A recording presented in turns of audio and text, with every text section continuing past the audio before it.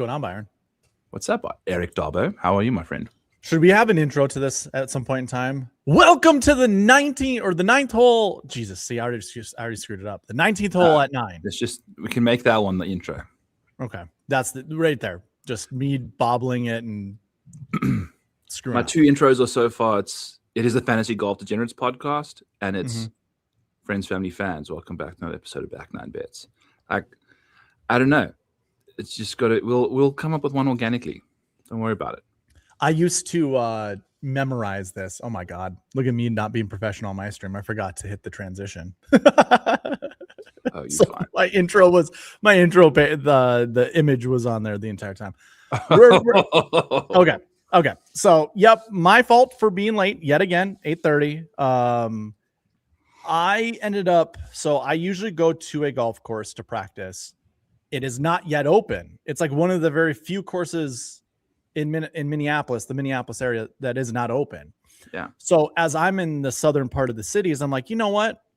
I've got free rounds of golf down at a golf course in Shakopee, which is like southwest portion of the cities. You would say it's outside the cities, but it's also where the casino is, Mystic Lake Casino. So everybody knows where Shakopee is. And the golf course down there is called Stonebrook. And I buy the 4 Pro Vs for the price of 3. And then with that, you get a free round of golf. So I'm like, you know what? I'm already somewhat close because the golf course I typically like to go to is called Braemar. And that's just a huge practice facility. So I'm like, I'm already close. So why not just continue driving? Well, it's another 20 minutes. It's not close. It's just another, it's a little bit of a jump there. So I go there. It is packed to the gills. Like people are waiting to play. So I'm like, you know what I'm going to do? I'm just going to practice. Like I'm just going to hit the range. I have not yet hit the new driver outside. So I haven't seen ball flight. I have no idea what it does as it's, getting to its apex and about to land. I just hit it straight into a net or straight into a mat, So I'm like, I got to try the new driver out. And you guys are in trouble. It's so good. It's so good. Awesome. I'm excited for you, dude. Yeah. Because you had a tin can on the end of a lead pipe. Pretty much. Driver. So, and just for people to know, I was hitting an old Bridgestone and going to the fitter and hitting that one first. I was hitting the numbers I typically hit. Basically fly it, carry it to 75, 280, somewhere in that vicinity, and it rolls out to 300. So like I can say I can hit it 300 because it ends up going about 300. I mean, there are times I can just nuke it, but on average, it's just 300. This driver average carry is 300 yards with a rollout to 20, 320. So I just first drive I hit, and the reason I picked the driver I did, and the reason the fitter was cool with me having this driver is miss hits go straight. First one that I hit, toe job, like it literally off the toe, straight at my target. And I was like, oh my God, it is actually doing the thing that or the $600 that you spent on it. Yes, right. And so I'm like, all right, let's hit another one. And I nuked it over the net of the range into someone's backyard.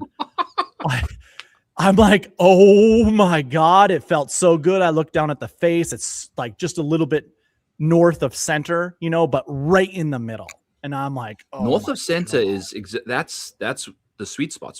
I mean, it felt good. It felt so good.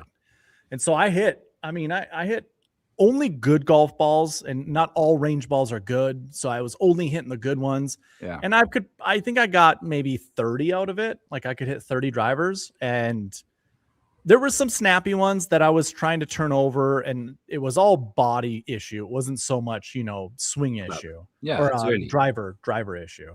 It's early in the year. But I'm like, well, let's work it both directions. And I did. And it felt so good. Like, let's go, brother. Yeah. Let's go. I'm excited for you. Bad news, though. I'm on a wait list for the U.S. Open qualifier. Oh, boy. Yeah. That's absurd. Yeah. So I mean, it was my fault. I didn't register till a couple days ago. So, Oh.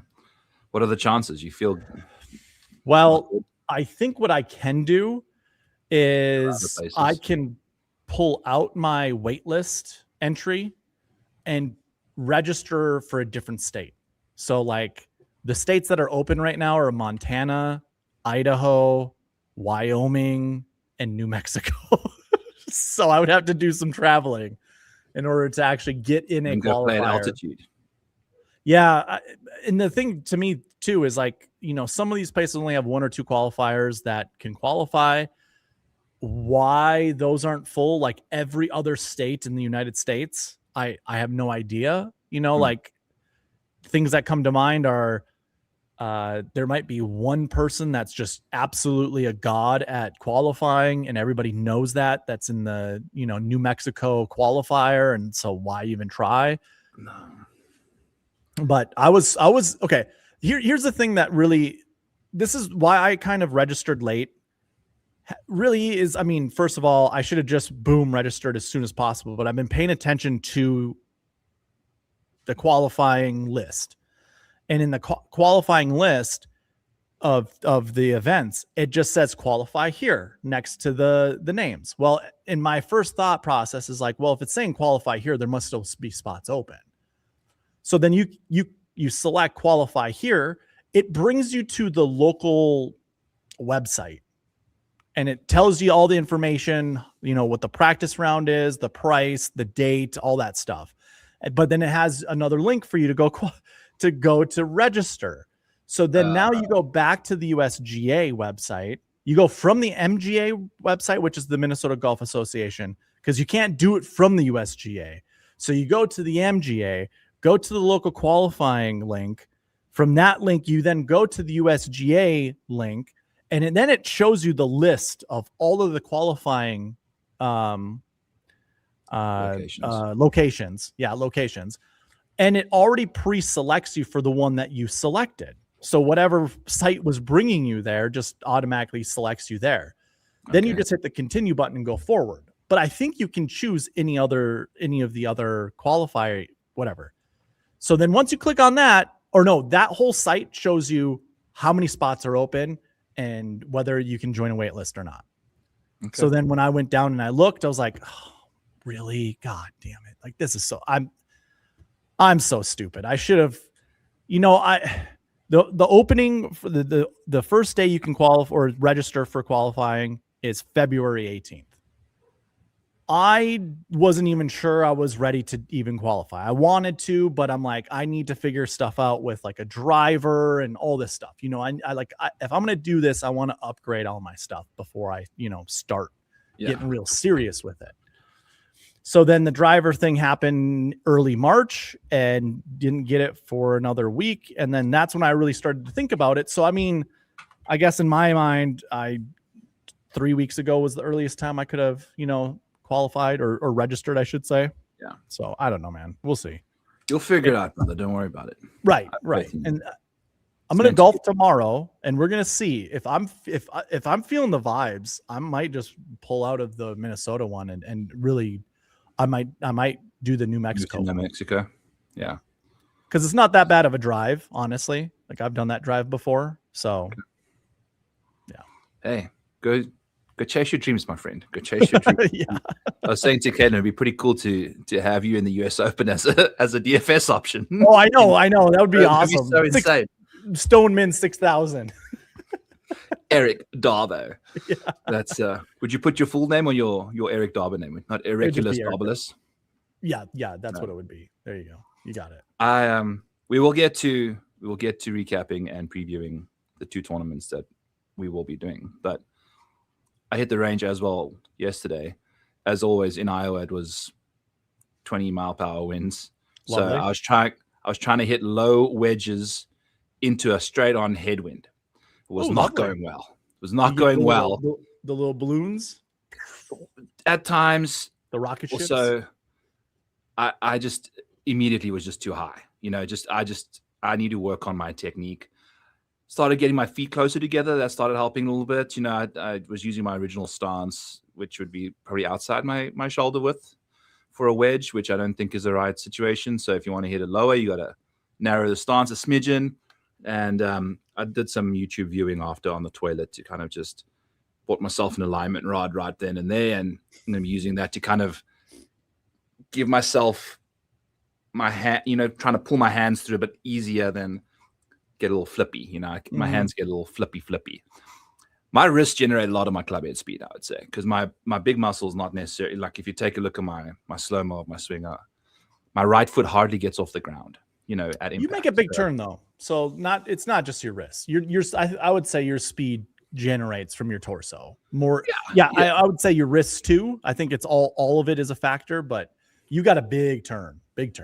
I will say that it's definitely not my like hips, like JT and those guys, their like toes are like, they like got their foot up in the air at impact, whereas mine is still like semi flat footed, which whatever, people aren't here to listen to all of that bullshit, but we're going to have some fun. Got on the bicycle today to 24 miles, trying to get skinny. I think it'll be also helpful to stand a little closer to the wedge, because when you've got a full on 40 pound barrel in front of you, you can't quite get there. Sis, going to Stellenbosch in the chat in 2 weeks' time. Send winery recommendations. I don't have any off the top of my head, but any winery we went to was awesome. Stellenbosch, if you're going to Stellenbosch, buddy, it's like going to Scottsdale and finding bad golf courses. Are there bad golf courses out in Scottsdale? I don't know, but I've never been. But you know what I'm saying?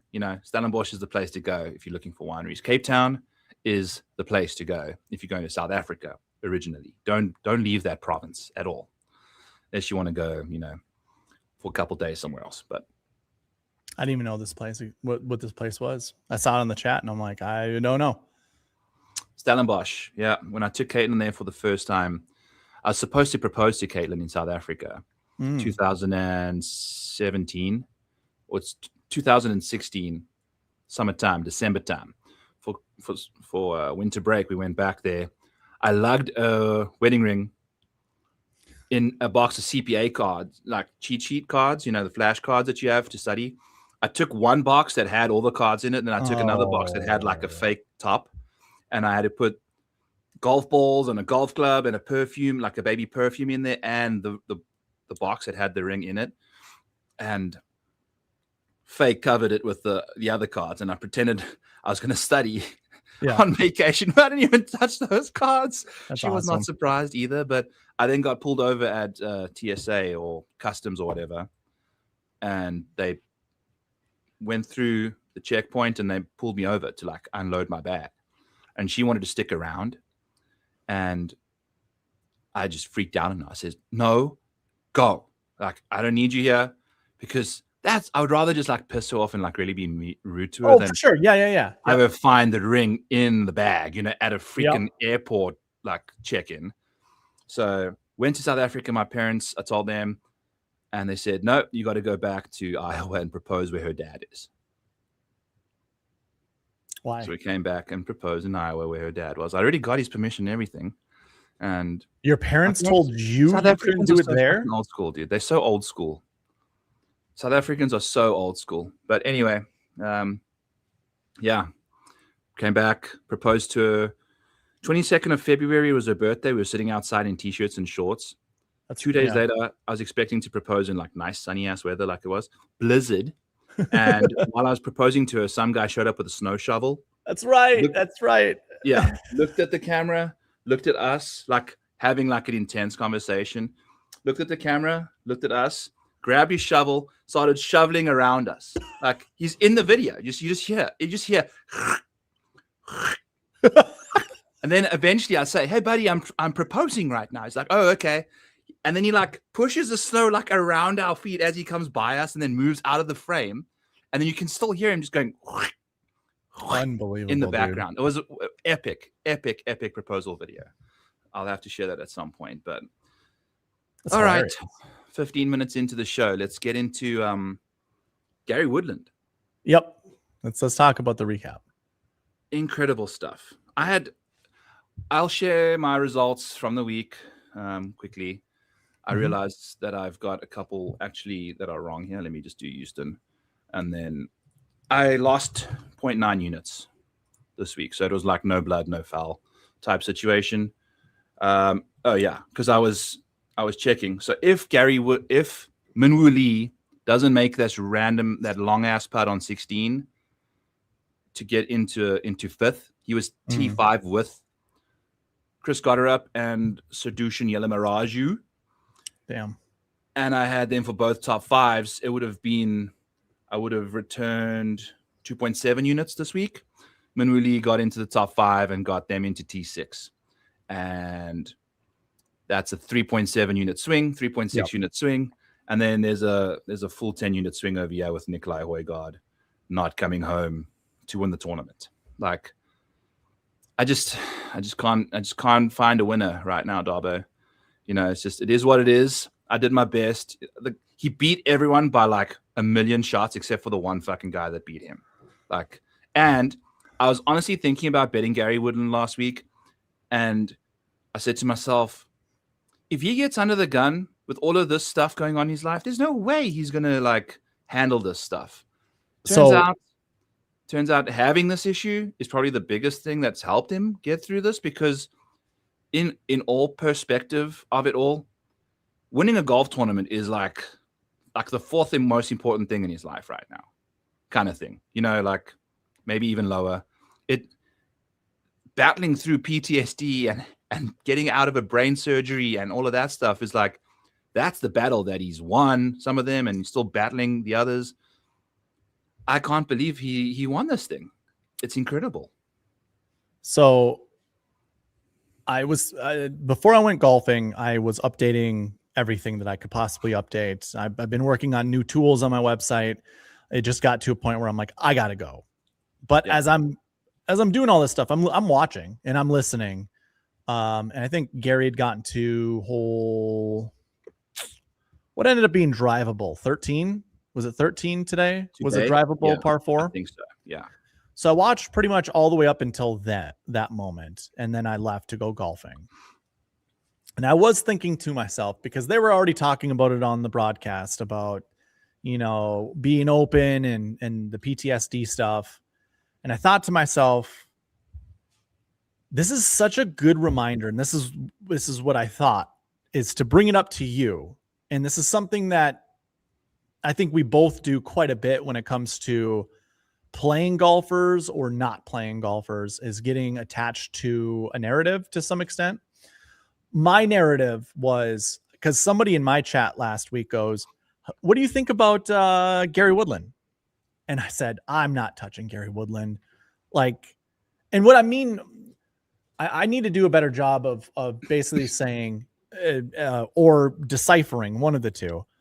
I don't know if anyone's asking me, should I anchor my lineups around Gary Woodland?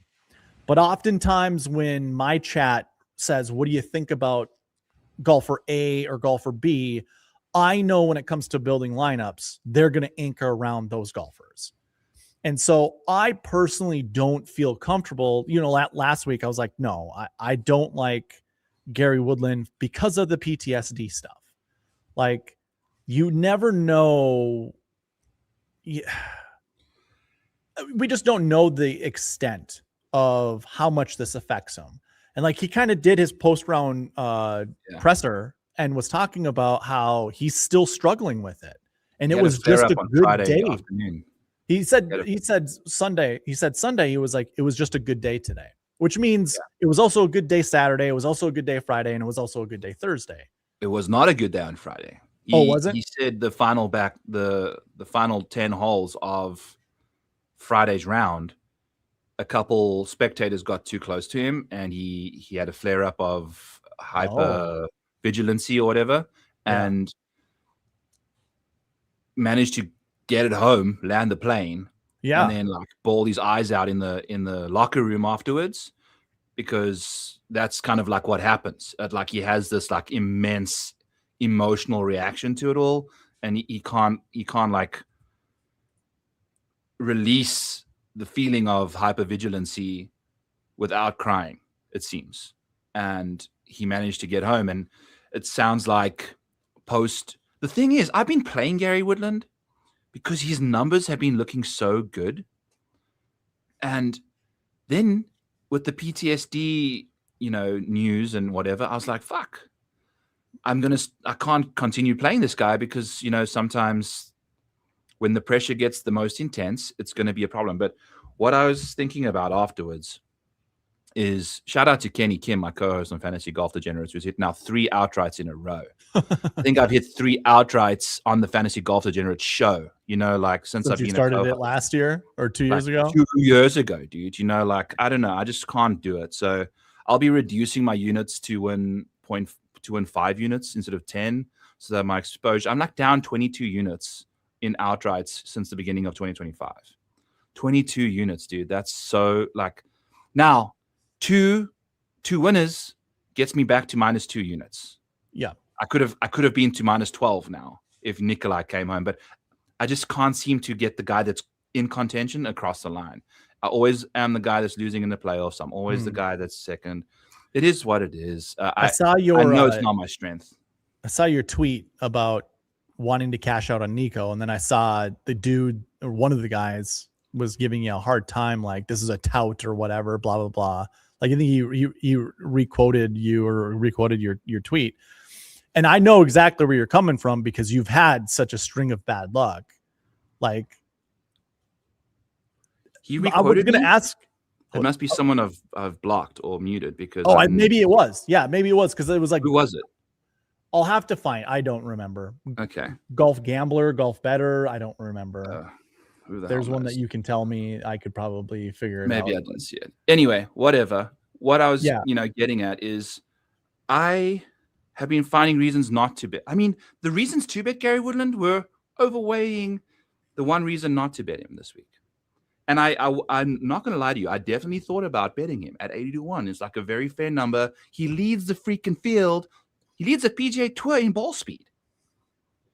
And that was the number one prerequisite that we needed for success this week. If you take Data Golf did something, they analyzed, I think the 33 guys that I'll have to find it. I think I might have retweeted, but of the 39 guys that are short and accurate hitters in the field, I think 7 of them gained strokes or something ridiculous. I don't know the exact numbers, but that was the general premise there, is that you needed to be long because Nikolai was hitting it all over the map and then hitting it stiff from he would carry the trees that the short hitters that missed the fairway would be underneath and things like that. So we all knew. I mean, if you look at my card, it's everyone is Nuke City here. It's all these guys.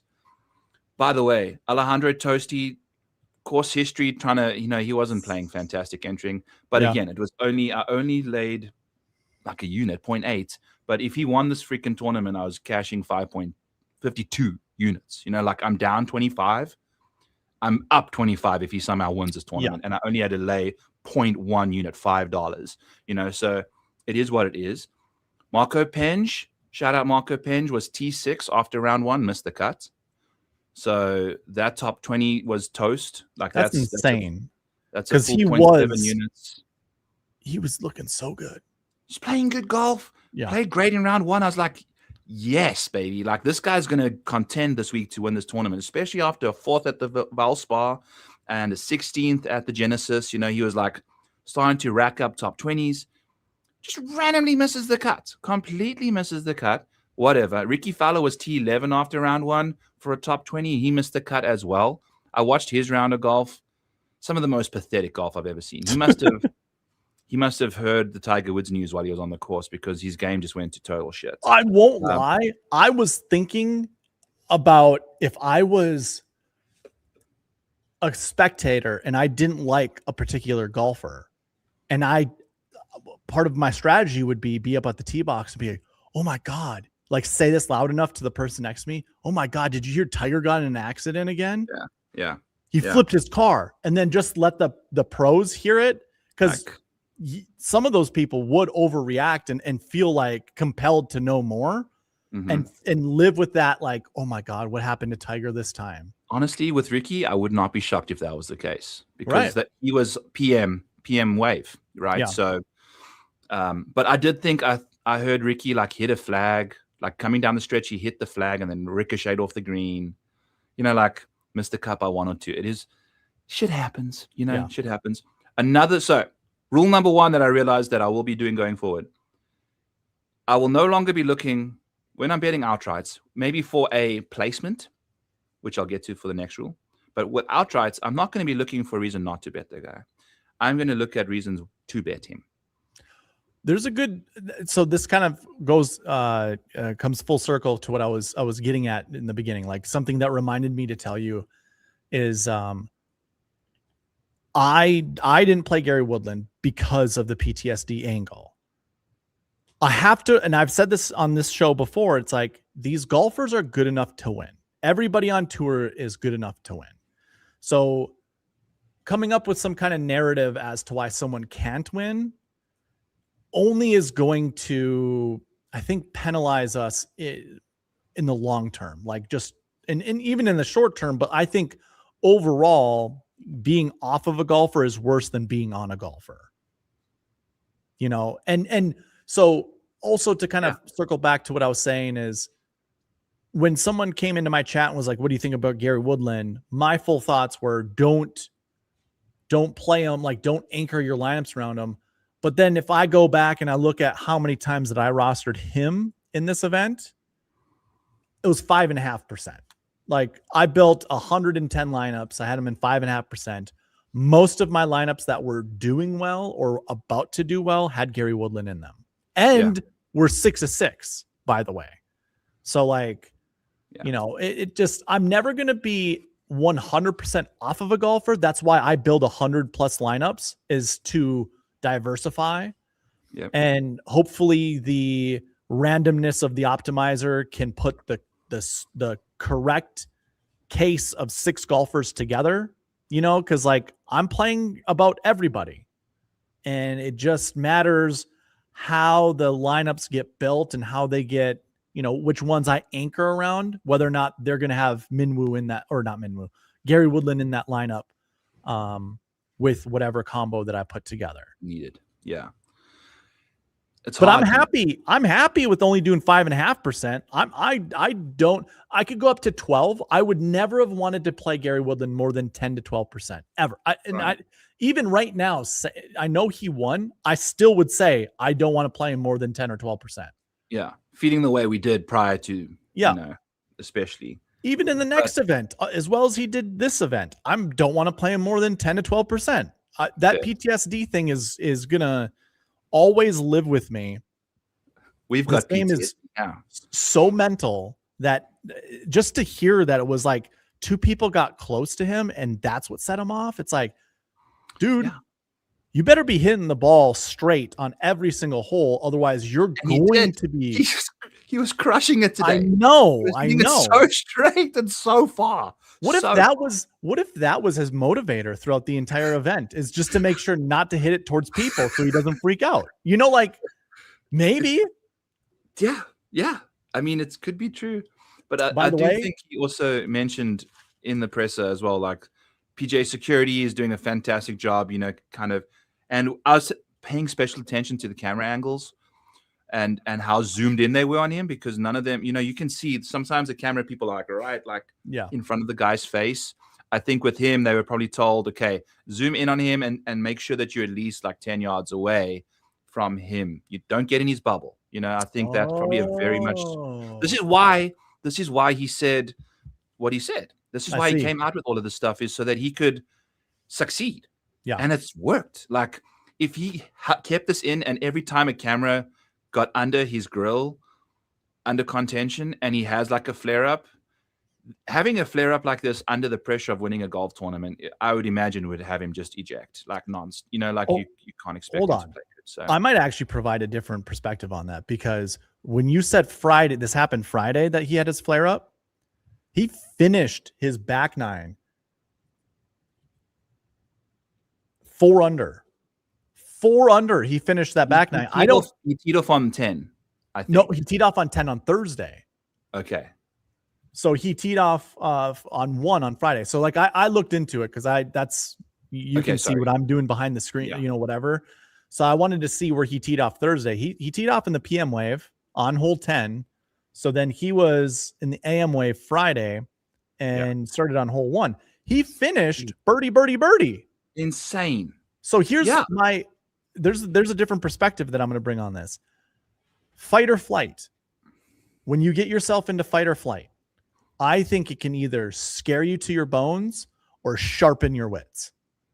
You know, like, so if he was able to finish like this, something must have went, you know, like just narrow and just like focused on what I need to do and then get the fuck out of here. Yeah. Like that had to have been it.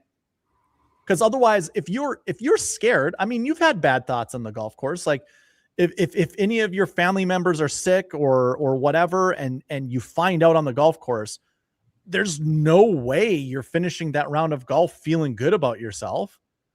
Yeah. If you finished your round of golf, you know, and if you're not feeling good being on the golf course, you're not going to play well. Yeah, it's insane. Well, this is the thing. This is the speculation. Does it hurt to be on him? No. Does it hurt to be off of him? Yes. It ruined my Nikolai Højgaard win. You know, like when I very easily could have been on a Gary Woodland situation. So this is the speculation that we have to deal with. By the way, I'll get to some other guy here shortly. But my second thing a rule that I have is if you're coming off an injury, if you just had surgery to remove stones out of your dick hole 2 weeks ago, don't put 2 units on the guy. What am I doing? I don't know. Playing Ryan Fox. Like, but again, I was trying to not overthink things and say like, okay, it was just a minor surgery or whatever. I don't even know how big the surgery was. Why am I laying 2 units on this guy? I would have had a profitable week if I just didn't play Ryan Fox this week to win the tournament for first round leader, for a top 5 and a top 20. And so rule 1, don't find reasons not to bet somebody in the outright market, you know, lean on the reasons why. And then if you're playing the placement market and you're trying to be ultra passive aggressive, don't play injured people in the stuff. Like, even though the number's nice, like, I mean, Ryan Fox, before the players, dude, he's been playing fantastic golf, like consistently good golf. And then kidney stones, boom. You know, like he missed the cut at the players and now he missed the cut here. And so fun stuff. Then Jason Day was my stat fish of the week. Guess what Jason Day did this week? Changed his entire equipment with his irons. Did he really? Yes. Okay. He's changed his irons. He's playing graphite shafts now.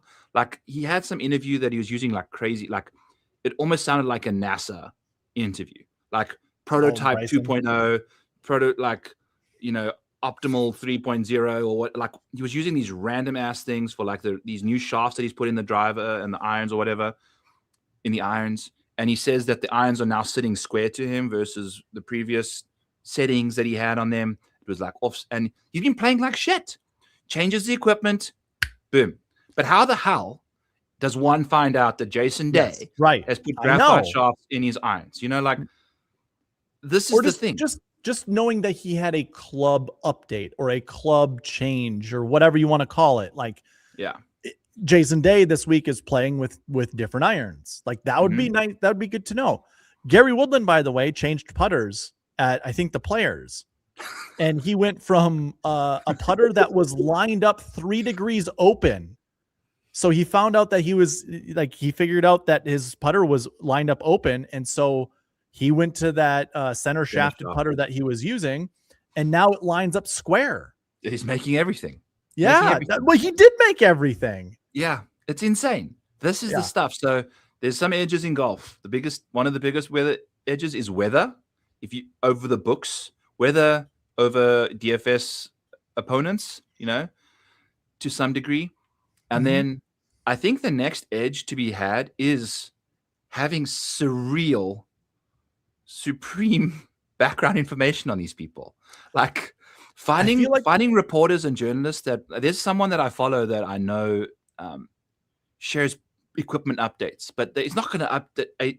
He's not going to update us with every single person that's changing their stuff. But there's relevant people Someone would have to go out there with a pen and pad or iPad or something and just look at, oh, Johnny Kiefer.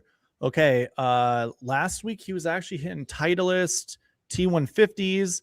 Those look like Titleist T100s. Is that a black shaft versus a steel shaft? Okay, he's got kind of a different shaft. Because a lot of times you can't just ask somebody, hey, do you have new clubs or whatever? They're like, get away from me. I don't want to talk to you. Seriously. And they won't disclose injuries. Yeah. You know, like the fact that Ryan Fox was trying to pass the kidney stones before the players should have been relevant information. You know, regardless, the only way we find out is through his Instagram. He's laying in bed with bandages everywhere. You know, like this is the situation we're dealing with, man. So that's like Aldrich has changed his putter, and he's been putting badly all year, kind of thing. But it is what it is. I chased him. I also want to bring up Harris English, where I cashed his top 30. Nice. Outside, Darbo can ask you a question. Outside of the players where he missed the cut, what is Harris's English worst finish this year? Outside of the players. 22nd? 24th? We talked about Harris English a few weeks ago. I can't remember what it was. I think it's like T28. Yeah, it was in the 20s. Somewhere in What the is 20s. his best finish this year? Was it? I feel like it's one of those trick questions where it's like it is his best finish is actually 22nd. Yes, but I want to. It's 21st. Okay, or 22nd. I can't remember the exact number. So but he's just king of the mid 20s. Yeah, T30s. Yeah, I bet him T30 this week, and he cashed it. Dude. Like that's your new Sec Panther. No, he is like inside the top 30, like legit, 100% of the time. Right One time wasn't though. One time wasn't. Correct, and I was on him at the players too, on the top 30. But I got redeemed. I got my unit back there on him for the top 30. But if you've been betting Harris English to finish top 20 this year, you are 0 for 8, baby. But if you've been betting him to win top 30 bets, you are making money. It's just insane to think about. And I will be continuing to bet him top 30 going forward. Just because, why the hell not? It hasn't changed. Then we kind of recapping through my betting card here. We'll get to your DFS stuff now and some of my showdown. But I had Chris Goddard up as a round 4 showdown call. Him and Yala Maraju for both of them. I mentioned already Minwoo kind of jacking them out of the top 5 by one position. They both finished T6, and I could have had a nice week. But I had both of them in my showdown. I turned my $50 into $100 in showdown, for today. So beautiful. I had a couple. Obviously, the peripheries around them didn't quite show up, but Jake Knapp, I caught around Jake Knapp in round 3, and his core unraveled in round 3, and then goes and ties the course record the day later. Yeah, shot 77 or something like that, and then 62. Like almost a shot per hole worse the day before. Insane stuff with Knapp, who now is just rattling off top 10s like a son of a butt. So that happened there. Shout out Alex Davis Thompson, continues to be mispriced, in my opinion, the wrong way. I think he's hot garbage. Hot garbage. And I don't know why he's constantly the price the way he is and the odds the way he is and whatever. So that's that. I think Tony Finau, another guy whose performances this year have been significantly altered by the fact that he's introduced a mallet putter that happened at the Farmers. Since then, take a look at Tony's putting. Brian Kirshner was bitching about Tony Finau missing 5-footers. At the time, Tony Finau was 5th in the field in strokes gained putting. I don't know what he ended up with, but he's up here. Okay, he must have fallen backwards because he kind of went backwards a little bit. But the first couple rounds, he still gained strokes putting. 1.8 in round 1, 1.8 in round 2, lost a fraction in round 3, and then gained no, I'm looking at the wrong names. There's Tony. So he's doing great. Like today he hemorrhaged strokes on the greens and still gained strokes on the week, because anyone that had a TON in their name lost strokes except for Tony.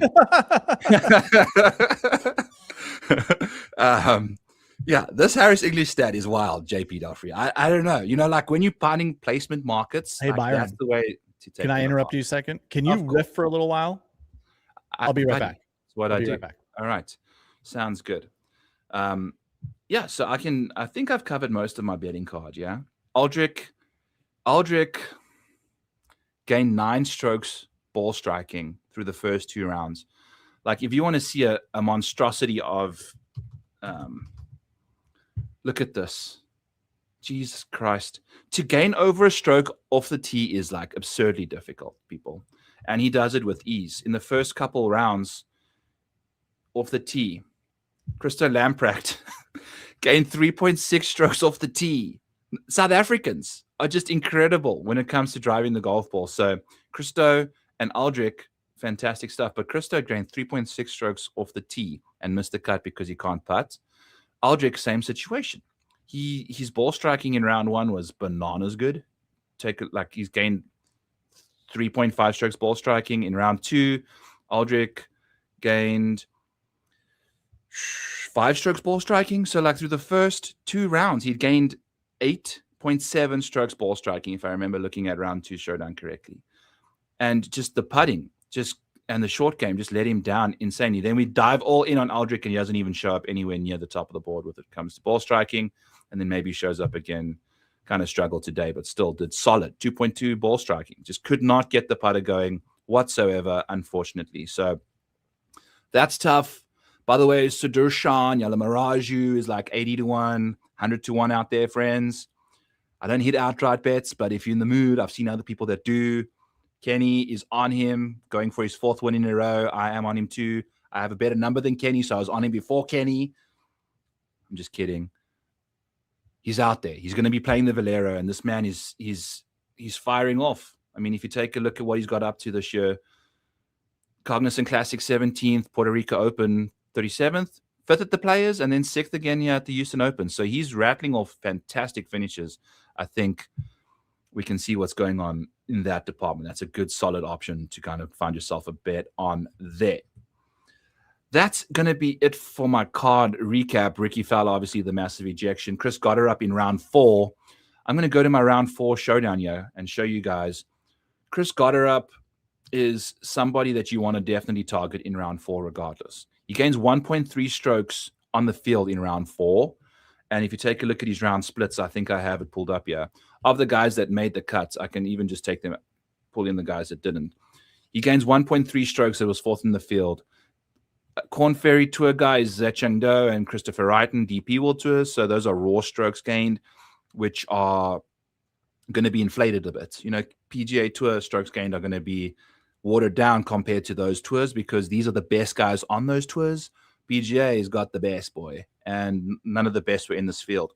But even if you did take a look at anyone good in golf, gaining over a stroke per round, Scotty Scheffler gains 3 strokes per round. Rory McIlroy gains close to 2 in most rounds.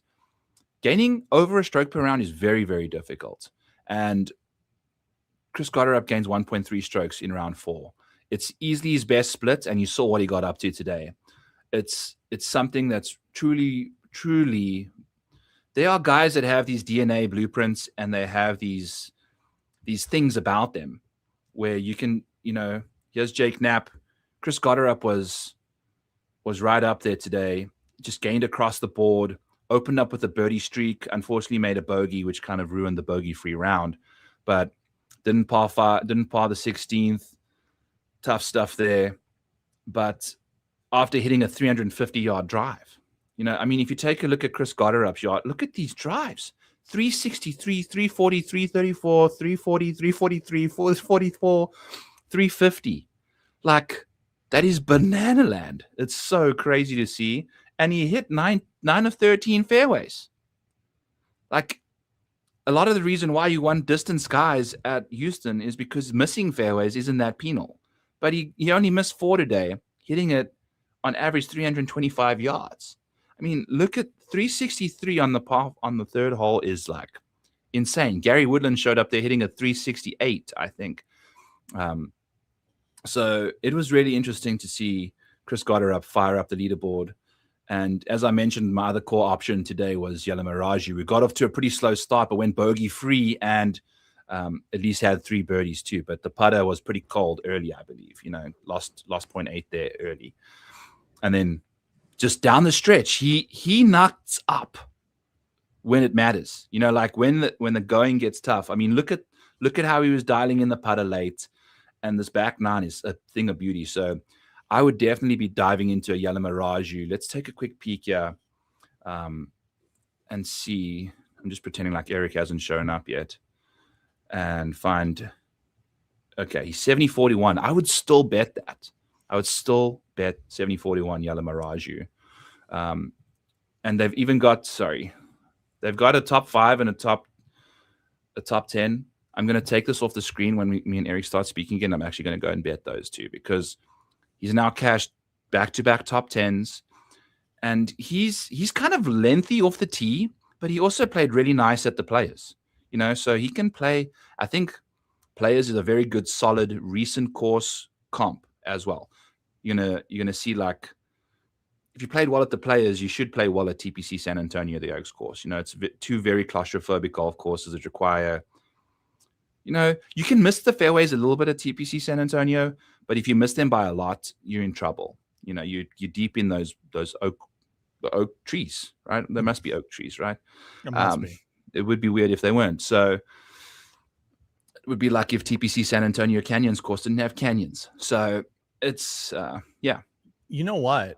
I want to say that there's a golf course on tour that is called Oak. Oh, it was Oak Hill. They used to have a ton of oak trees all over the place, and then they uprooted them. Yeah. And so there's like no trees. They had, and I think they had an oak tree on every hill or something, as like it was. That's the whole point of it. And then I think they had it, but they kept one tree that I think has all the plaques on it of all the past winners there or something. Yeah. I think if I remember correctly, because they played Oak Hill like 2 years ago, right? Or something like that. Yes. When Brooks won. Did Brooks, or 3 years ago? Wasn't it last year? Was it last year? Was it the PGA Championship? I thought it was the one that JJ Spawn won. That was Oakmont. Oh, you know what? I think it is Oakmont is what I'm thinking of. Okay. So, yeah. Oak Hill as yes, Oakmont was absolutely, yes. They removed all of that stuff. The guy that designed that golf course, I think, is turning in his grave seeing them do that, right? Because wasn't it something to do with them like chopping trees down in the middle of the night so that members wouldn't realize or something? It was it was a crazy, it was some crazy story. So yeah, fun stuff there. All right, Dobbs, that's it for me. You know, when it came to my contest this let us week, know about your I'm gonna remove this shit quickly. Oh boy. Well, you didn't know my passwords. You know, you can email me if you want and ask me for the password. I had okay. See, I went from $9 to $402 quite quickly there. That's nice to see. But here's my history. Showdown had some solid showdowns. You know, today, like I said. What were those entry fees? $5? $10. It's $10. Oh, and then you can win. Look at you at the showdown. This is my thing, you know, like I do showdown content after every single round. You know, this is what I try and pride myself on. And I spend way more money in showdown DFS than I do week long. Solid, I feel like I'm a much better option there. So where did I finish here? I finished 19th out of the 1,000 people. That's awesome. I had Gotterup and Yalamaraju over here. Aldrich was in it, and he bowled out today. You know, only 6 birdies and 3 bogeys. Still going to get you a lot of points. Johnny Kiefer was a bit chalky, but he did good. Tony Finau, that was it. There's always one guy in your lineup that nukes it, and it was Tony Finau. If he just averages, if he gets to Aldrich's 45, call that another 20 points. I get to 328, and I'm like sitting second if Tony just gets it together for me. So the more entries you do, the better. But I only did 5 entries. So I am updating not so much updating. I'm creating a new like showdown tool. Yeah. So I can't wait for that. Because like when I look at showdown, I was building some showdown lineups last week. I didn't do anything this week. And I went to my website, and I have the round by round information there. Yeah. So like when I go there, I can use all the filters that I want, but to get round by round information, I have to go through a couple different loops or whatever, and I don't care to do that. So I just want to find an easy way to go, click on a button, just look at all round one information. Like what's their best, what's their average scoring, or whatever their average score is on round one. What's their I do average? not want you to put average scores in there. I want strokes gained instead, because average score means nothing because you don't know what course they were playing. You'd have to figure it out. Strokes gained makes it easier. Okay. Yeah. And I mean, relative to the guys you play. Most of my tools are going to be exactly the same as you see them. So like my cheat sheet, how you can cycle through, you can look at the finishing positions you want. You can look at the fantasy scores that you want. You can then get into the strokes gained stats. So like there are going to be buttons that you can push to only see that information that you want, Good. So that's something I had already started, or I've started to work on. Hopefully I'll have time this week to get it done. To talk about what AJ said in the chat. He was on DHSR, but I said he sucked. I did not say he sucked. I just said, like, I remember you saying it, Darbo. You play him if you want. Like I don't find anything spectacular about DHSR. I'm just not gonna play him. Someone in my Discord asked me about Sanjay, and then I said, I'm not playing him, but it's showdown. Play wherever you want. It's literally one round of golf. Anything can happen. And then I always say, when I say don't play somebody, I say #famous last words, because that way I'm covering my bases. I guess if I did say that DHSR sucks, then so be it. I said it, I guess. I don't know. I don't remember saying that. I recall you saying something about I say the shart. Yeah, and that's right. He's like a fart, this kind of thing. Yes, that's right. I did say that. If I recall that it was late on a. But also last week, that was following the Valspar where he was called Glacier. Yeah. So and that's when you play somebody when there's a negative stereotype about somebody that's like slow player or whatever. I say that guy. He doesn't give a shit. He's gonna keep playing good golf. I want to say if you clip it, I said I have no issue with you playing them. I think that's what I had said. Yeah, we're not worried about it, dude. Tell us about what I know. I just I like to be held accountable, and I also like to be transparent. So I'm being both right now. If I said it, then so be it. Like I said, so be it. I'm fine with it. I'm still fine with it. Okay, so for me, when it comes to results, I had a juicy lineup right here. It was a 6 of 6. It had Gary Woodland in it.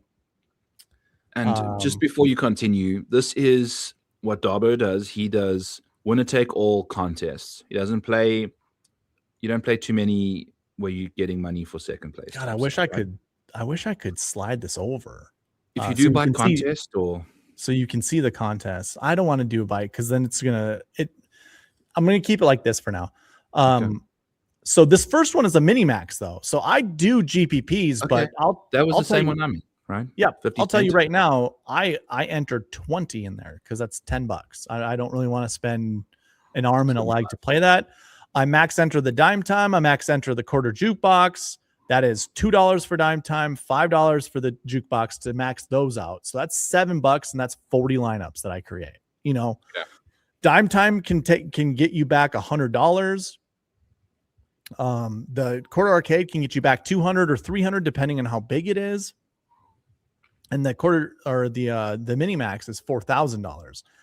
And I do one drive the green contest, so I'm just giving you kind of my whole strategy, but most of kind of what you mentioned are these winner take alls. So like you can see some of these have the same amount of points. These are my points that I scored. I have this sorted by points, 555 and then 542, 534. So you can see how many points I scored. But at the same time, these are the same lineups. Like if I drill into these, you will see they're the same lineup. And the whole reason that I do these winner take alls is to try to win my money back. So just to show you guys how much I invested, $69.95. So basically $70. So if I got $100 back, I'm profiting 30. That was kind of the whole goal. You guys can see how much I ended up winning at the end of the day, or at the end of the tournament, it was 1969. But I had a lot of bullets that were close to getting me back my money. And then this GPP was nice because, like I said, it was a good lineup. Rasmus was kind of my dud. And Adam Scott, despite getting an ace for me, just had a terrible round 4. Dude, so like if he can just shoot under par -1, he gets the all rounds under 70 bonus. That's 5. He's inside the top 20. That's 5 points. Yeah, he'd get a couple more points that way. Just so we could get him up to 90s, and that would give me 7 more points, 603. So now I can sit up here in like top 100 place and get a little bit extra money. But like Rasmus was the thing that kind of hurt me the most. Yeah. Vegas, by the way, not so bad. I had the winner. I had first. I had second. Goddard was third at one point in time. Like I was feeling really good about this lineup. I was thinking if the right things fell my way, good things were going to happen. But yeah, what was 603? 18 points or $18 I would have made, I guess, if I could have bumped up. But yeah, winner take alls. These lineups, I had 6 of 6. This one did not have Gary Woodland in it. This is one of my higher scoring ones, but I had no chance to win. This guy just crushed. Crazy 611. I'm not going to go through all the other ones, but there were some that I was really close. If Adam Scott would have played better, if Minwoo Lee would have played worse, those types of things, if they would have happened, these lineups, one of them would have cashed. But that's just how it goes. That's golf. Like it is what it is. So yeah. I obviously lost $50. So, but that's not terrible. I won a good chunk at the Players, I want to say, or it was the week before or whatever. So the balance is still okay. I get to go into that. Hopefully I can pad my bankroll a little bit because I love going all in on the Masters. So it's 2 weeks time. The Masters is 2 weeks away, man. I haven't had a drink for all of March. Then I'm going to just chill out until the Masters. I'm maybe going to drink the first week of April. I've been grilling a lot, so I might crack a beer while I grill and do that. But kind of just smash a couple clamatos early and just get buzzed off my face like Tiger Woods early on a Thursday morning. And then I do want to talk about the Tiger Woods thing. We can. I'll do it after I plug it. Okay, go for it. You don't want to talk about Tiger while you've got this up on the screen? No, not right now. Might not be good SEO, I don't know. So for people on my channel, they already know about this. I have a win the pot giveaway. It started at $20 and I add $2 for every new subscriber to my channel. I started this giveaway at 892 subscribers. I'm at 909 right now. So that's 17 additional subscribers. Do the math. That's $34 added on top of the 20. So the pot right now is at $54. Someone is going to win $54 regardless. The only way that you can win is to be subscribed to Sweet Spot DFS.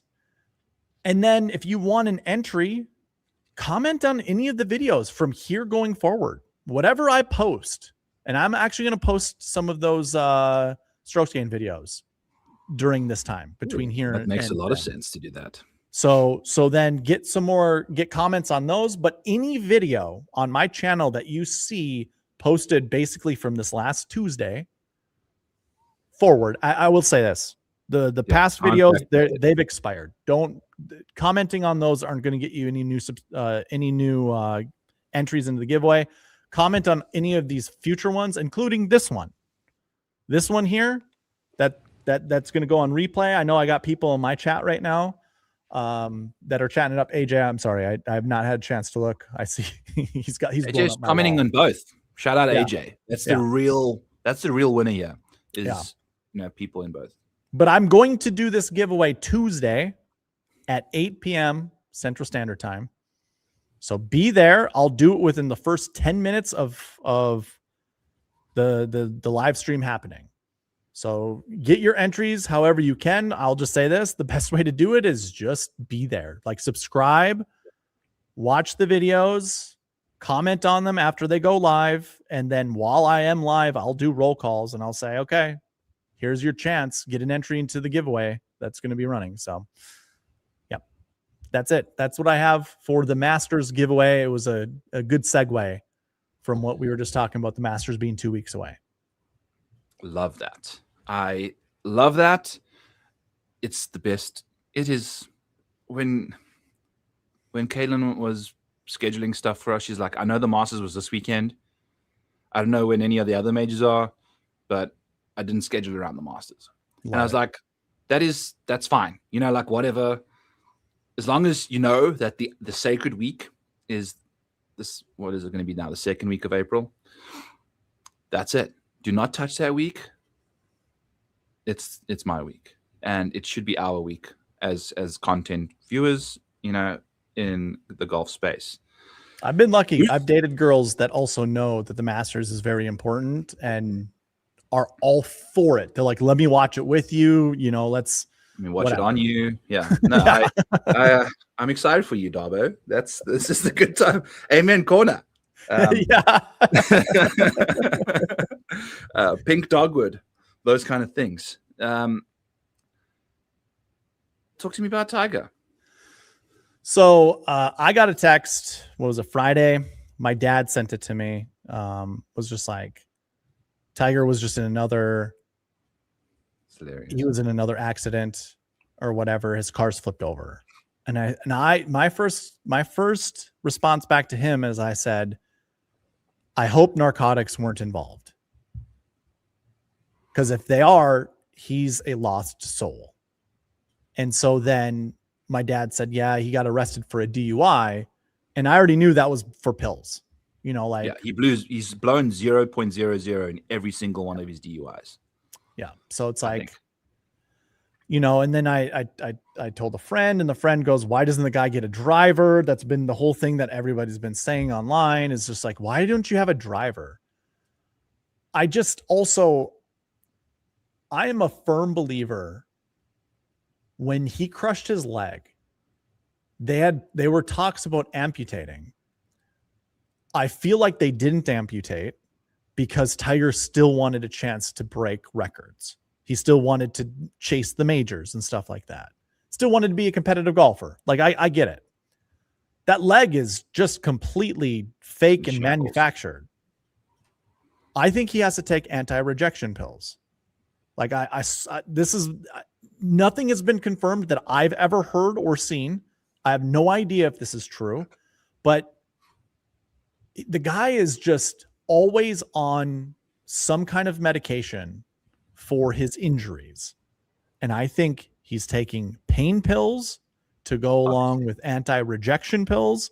And on top of that, he's got probably the worst allergies on tour. Like, if you just go back to any point in time where he always has allergies. He's always congested. He's always sniffling. He just always has allergies. Like, it's like the worst. So he's taking antihistamines probably to go along with all this stuff. Yeah. I just don't see how the guy's never going to be on a cocktail of medication that isn't going to fuck him up. And who knows if he was coming from like some kind of engagement where, you know, like people just got together for a drink or whatever. It's like that one drink or something. I know he blew 0.0, so obviously then there must not have been any alcohol in his system. But it's like, the guy is driving all the time everywhere. The guy's just always busy. If you just pay attention to what he's doing, he's got his foundation stuff. Like, he TGL. There's a lot of things that he is still involved in, and he's always moving. So something must have happened. And I honestly think he is always riding the razor's edge when it comes to this type of stuff. Mm-hmm. Always riding the razor's edge. So I told a buddy of mine, it reminds me of like an 80-year-old driver on the road you're getting to a point where you should no longer be able to drive. You know, especially like if it, again, what I hate about this is actually going to go into what I really want to talk about, the whole Dan Rappaport thing. This is going to go in like, there is not enough transparency with Tiger on any of this stuff. And it's not that he actually has to be transparent with any of it, but holy hell, would it just be easier? Like Gary Woodland. Yeah. I'll say this right now. I don't fucking care about Tiger Woods anymore. He is a loser. Right now, he is a loser. I can't stand him. I can't stand all the stupid garbage that he's doing.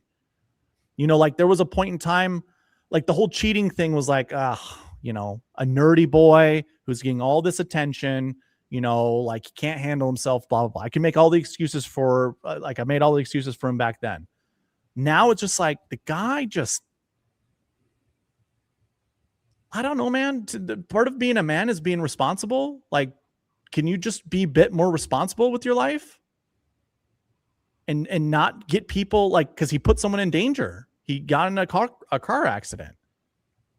He put himself in danger and he put another person in danger. He's just going to continue to put people in danger if he's going to continue to, you know, take all the pills that he does.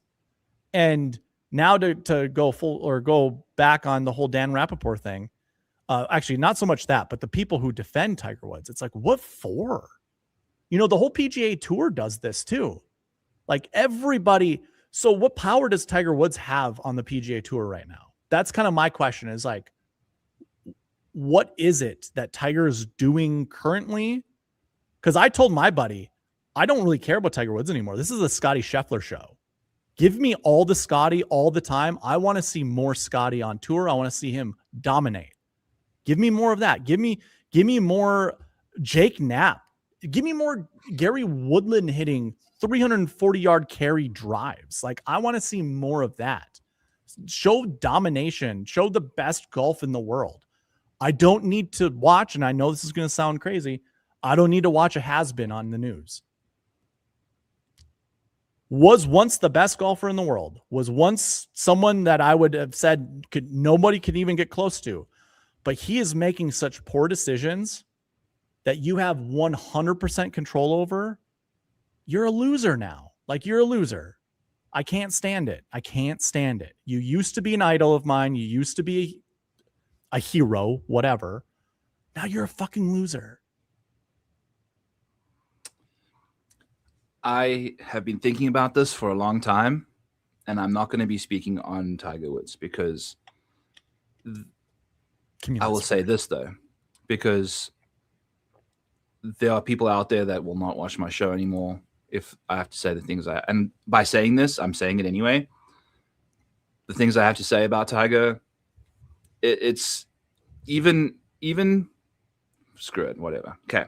I showed up here in 2011, which is what, 15 years ago. And in South Africa, we had our broadcasts and things like that. And we would watch the golf on SuperSport, and we would get all the South African golfers as the predominant feed to South Africans, because you want to see your South African guys. When I showed up to America, I was blown away by the coverage of Tiger Woods when he was playing golf. And I would wish for him to miss the cut, because we would get to see 50% more golf shots from the remaining part of the field. Because we were seeing every single shot of Tiger Woods finishing T44 or, leading up to missing the cut. We would see every single one of his shots and nothing else about the rest of the tournament. And I get it. He got golf to where it is now. This level. Is golf a non-existent sport if Tiger Woods doesn't exist? No. It's this. Scotty Scheffler probably still shows up. And I could probably put Scotty Scheffler's words in his mouth and say that he's not quite, he might say amazing things about Tiger and pretend like things Tiger's done in his past don't matter. If I know who Scotty Scheffler is as a human, he has got zero respect for what Tiger Woods has done in the last 20 years, because he put people's lives in danger with this driving situation. in he's a murderer that's been lucky to not have killed anyone, because if you're driving 80 miles an hour in a residential area, you are not planning on trying to kill someone, but you are doing you are running around shooting bullets, essentially metaphorical bullets, with an 80-mile-per-hour projectile that will murder anything that comes in its way. We've seen. I'm a cyclist who rides on the road, and I was riding on the road today for half a mile, and I looked behind me 10 times because I do not trust a single. Yeah, I wouldn't. I stay off the roads as much as I possibly can, because there are people like this on the roads that he's so lucky to not have killed anyone or hit anybody. He veered off into oncoming traffic when he ripped his leg apart in that last accident. Like, imagine there was another vehicle and he crashes headfirst 80 miles per hour into another car coming at the speed limit of 35. That's 101. It's like 100 mile per hour accident, man. And there could be a mom bringing her kids home from soccer practice. He does not give a fuck about that at all. He doesn't give a shit about his child's life, who is now having to deal with all of this stuff that his dad's getting up to. And when it comes to sexually transmitted diseases that he got most likely from, he could very much be on antiretrovirals, Darbo, because he boned so many prostitutes. Yeah, he could. Okay. Like, add that to the cocktail of stuff. He's on pain meds. He's on antiretrovirals. Like, he's probably got HIV. No one knows this. How can you sleep with so many random, like Charlie Sheen has got fucking AIDS, I think. So how can you do this and put your wife's life at risk? Because if he was sleeping with her, why would he want to just put a condom on all of a sudden if he's not fixed? You could be transmitting diseases, dude. Like, you could kill your wife slowly, like, by literally loving on her, like, and let's be honest, it wasn't even loving, because if you're doing that after knowing where your dick's been, you are literally poisoning her, essentially. So my opinion on him as a human is, it's ground zero. It's grade A trash.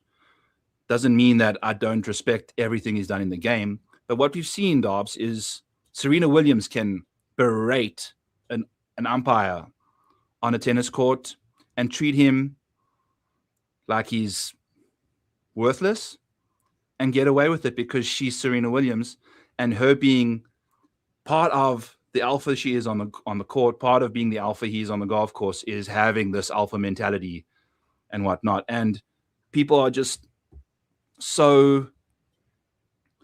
they are so prisoned by the moment and want to see greatness and things that they won't even give a shit about the morality of what these people are doing.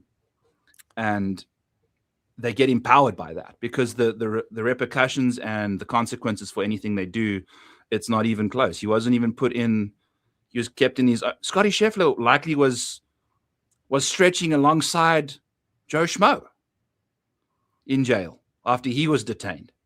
Tiger was not put in Gen Pop or anything like that. He was kept isolated because they know who Tiger, like getting special. Scotty Scheffler, of all people, they didn't know who he was. Right. These are two of the world's best golfers, by the way. And there was a video on Scotty getting pulled over. And so, like, you can say what Scotty said, you can actually compare that to what the video shows. And it's pretty close. Scotty said it in his own words. It pretty much happened the way Scotty said it did, but there was a little bit more entitlement that I think that came with it. Like, well, he's arguing his own case. He's not going to give you like the absolute facts. He wasn't lying about anything. No. And I was saying, I don't think he was lying. I think yeah. I'm not gonna get into the minutia of that.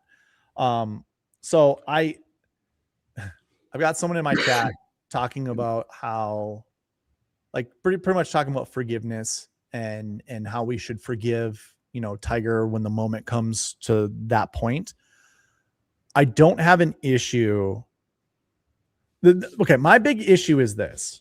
You're a person of power. You're a person in power. Everybody is protecting you. Everybody is, masking all the things that you've done. I don't, to kind of what you said, like the guy's a monster. So I'm not going to name names because it's like we're on 2 chats or whatever, but it's like, it's some of your mistakes that you've made as a general person in society. You know, things are going to happen. You're going to have to deal with them as long as you're transparent and you do your best to get, to get through it and prove people wrong. Things are going to be better for you in the long term. What I don't like about Tiger and why I'm so, not strict, but like I'm going to stick to my guns here is you are a person that is an idol to many people. You are a person in power. You have all this authority when it comes to golf. What comes with that is responsibility. You are supposed to be responsible. If you are not, you shouldn't be in those positions. This is where I would say strip him of all of the things that we hold dearly to us. I used to love watching this guy golf. It was magical. It was insane watching some of his clips going back in the day. It's like, this is awesome. Has he helped golf? Yes. But everything can come crashing down. What if the guy goes on a murder spree and just kills a bunch? I know your analogy, but I mean, literally, what if the guy goes and murders someone tomorrow? Are we supposed to still hold him to the high regard that he once was? Like, I'm sorry, but no, that's just never going to happen. You were always defined by your actions. You will always be defined by your actions. Your actions from here going forward can be more, oh my God, I can't think of the word. It's like serviceable, like be more of service, be more transparent, be more proactive is the word I was looking for. Be more proactive in just being a better person and helping out as many people as you possibly can. That is what will define you in the end. Like if you do that moving forward and whatever, I can't remember the terms that come with it, but him doing this right now can be forgiven in time by being transparent, by being socially acceptable, like being one of us, dude. We all have our problems. You should have a problem in your life. He obviously does. But he's pretending like it doesn't even happen, man. And like going off of what you said, Gary, in his post-round interview today, I think his first or second sentence was, if you have what I have, if you don't give up, you can get through it, man. Like, that he could absolutely be the poster child for addiction, for the narcotic. Like, Big Pharma is like there's like massive conspiracies about these things and the addictiveness nature of pain medicine and things like that. You can absolutely be that, but it's going to tarnish his reputation. Like I don't understand. And at what point, this is his 4th car accident with pretty much the same reason. Like, I don't know what the DUI rules are in Florida. They must be Florida-esque, because I know that if you have your second DUI in Iowa, you go to jail for at least a day or two, and then your third one is weeks that you go to jail for or something like that. Like, he's not in jail. It's his 4th DUI or whatever. Like, he's living in a state that's letting him get away with this stuff, and it's absurd. It's honestly absurd. And there's at some point the hype, like the fantastical nature of what he's done in a area of life it can no longer supersede being a goddamn human, man. So I don't know. It's crazy. I saw him banging his after he missed a 3-footer at TGL, banging the putter on the green. It's like, yeah, I saw that too. Actually, now I cringed a little bit when I saw that. Like, what the fuck, dude? Like, this is like one of the most expensive putting greens in the world with all of the hydraulics and shit going on underneath. Not that it matters. I'm assuming people can walk on it. You can bang your putter. You're a fucking role model, bro. Like, why are you hitting? Like, now there's other kids that are going to miss a 4-footer and they're going to bang a putt on a putting surface. And they, like, we're going to see all of this shit going on. I like, will say, whatever. I don't think Tiger has the effect on the youth now that he did with me when I was young. He won't, I don't think he'll have that. I don't think many people, kids that are younger than the age of 10 right now, really look at Tiger as somebody like super cool or whatever. He looks old. He looks old. His hair's thinning. He's getting bald. He just is an old dude, that he's going to look a lot like how Jack looked to me when I was younger. He's going to look a lot like how Arnie looked to me. I know that they were legends, but I never knew how great they were, like as a young person. Yeah. Because as a young person, I'm just looking at the visuals. Like, look at Tiger lumberjack a 3-wood 320 yards over trees, like, holy crap. Arnie hitting his driver off the deck, hole 18 at Bay Hill, that was a cool shot, but holy fuck, did that look old? Like, he just looked like an old guy doing old guy things. Yeah. As I'm older, I appreciate that more. I think it's way cooler now. But when I was young, I not that I absolutely remember everything about that shot or everything about old people, but when I was watching when I was younger, I just was like, who the hell is this person? Like, my dad would be like, that's the king. That's Arnold. That's the king. And I'm like, okay, cool. That's the golden bear. Okay, cool. Like, it's the Black Knight. Well, we didn't care much about Gary Player back then. But the rest of the world did, like, I know. He's a worldly golfer, just not, Gary's got to the point where his body's outlasting his mind because, unfortunately, he's lived too long that his brain is still stuck in the year that he was like brought up in, and he's not realizing what he's up to. But one more thing before I'm done with this is the guys we've just mentioned. And there's people saying that because of Tiger's stardom and blah de blah, you don't get told no, you don't get told, like you've lived this like superficial life essentially because of your stardom and fame.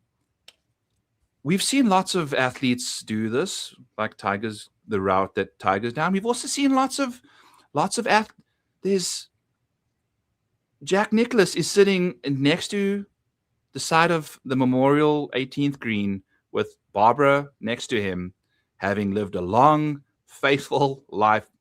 I don't know. Yeah, right. We all assume it's been a very faithful life. He seems like a very genuine guy. Yeah. Like he is the equivalent of Tiger, in my opinion. And he's got his shit together deep into his 80s or 70s, whatever his age is now. The fact that we're giving him a pass for being a superstar, granted, I think Tiger was a bigger superstar than Jack because of the era he grew up in. But still, dude, there's Derek Jeter he's got it, for I don't know. I know what you're saying. Putting names out there that have issues as well, but not nearly like this. But they're consummate professionals. So even if they have issues, that stuff is, I guess, not super public. So if there's like relationship issues, we're not going to know about it because they're handling it like adults. Correct. They're handling it, behind the scenes or whatever. If there was infidelities, that's happening behind the scenes. They're keeping that under wraps. It's not public. They're not getting into car accidents, leaving, the house that they were just sleeping at or whatever, like they're not making dumb adolescent mistakes. To some extent, now I think about it, Tiger just never seemed to have grown up. Like, there's that one documentary that kind of bashes him because he's just trying to be like dad, like he's trying to be like his dad.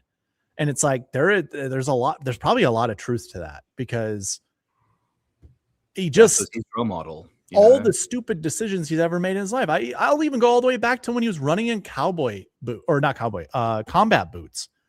And the fact, like the Green Beret, again, I don't know if this was even true or not, but like he went to that military training thing and the people there were like, what the fuck is this guy doing here? And he just got to pretend to be a Green Beret for a while and then left. Yeah. You know, and then that's on the army or that's on wherever to be like, no, he doesn't belong here. But I think it was a favor of a favor of a favor, and that's how we got into it. Power is a wonderful thing. Power corrupts, and power corrupts absolutely, or whatever. That's know, right. like that's right. That's how it is. And unfortunately, he's a corrupted file at this point, and I don't know if there's repairing it, because it's him.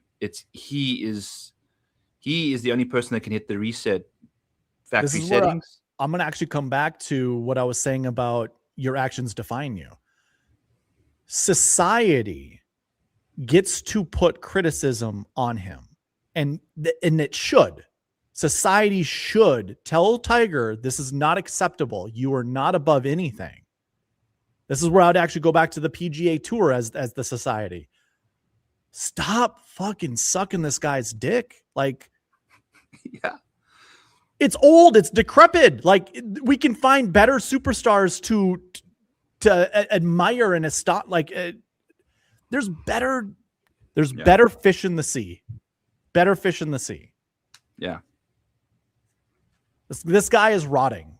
And by the way, I hope all the best for him. I want him to get better. I hope he can turn it around and become, you know, a better version of who he ever was. Not just, you know, better right now, but ever was. And he can be transparent.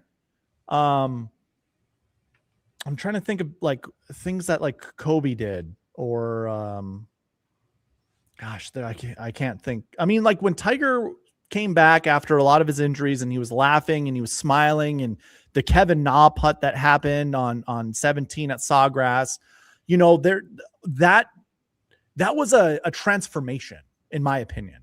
That was a transformation. Tiger can now just let it go. That competitive, like, I'm going to beat your face into the dirt mentality. All right, you're one of my friends.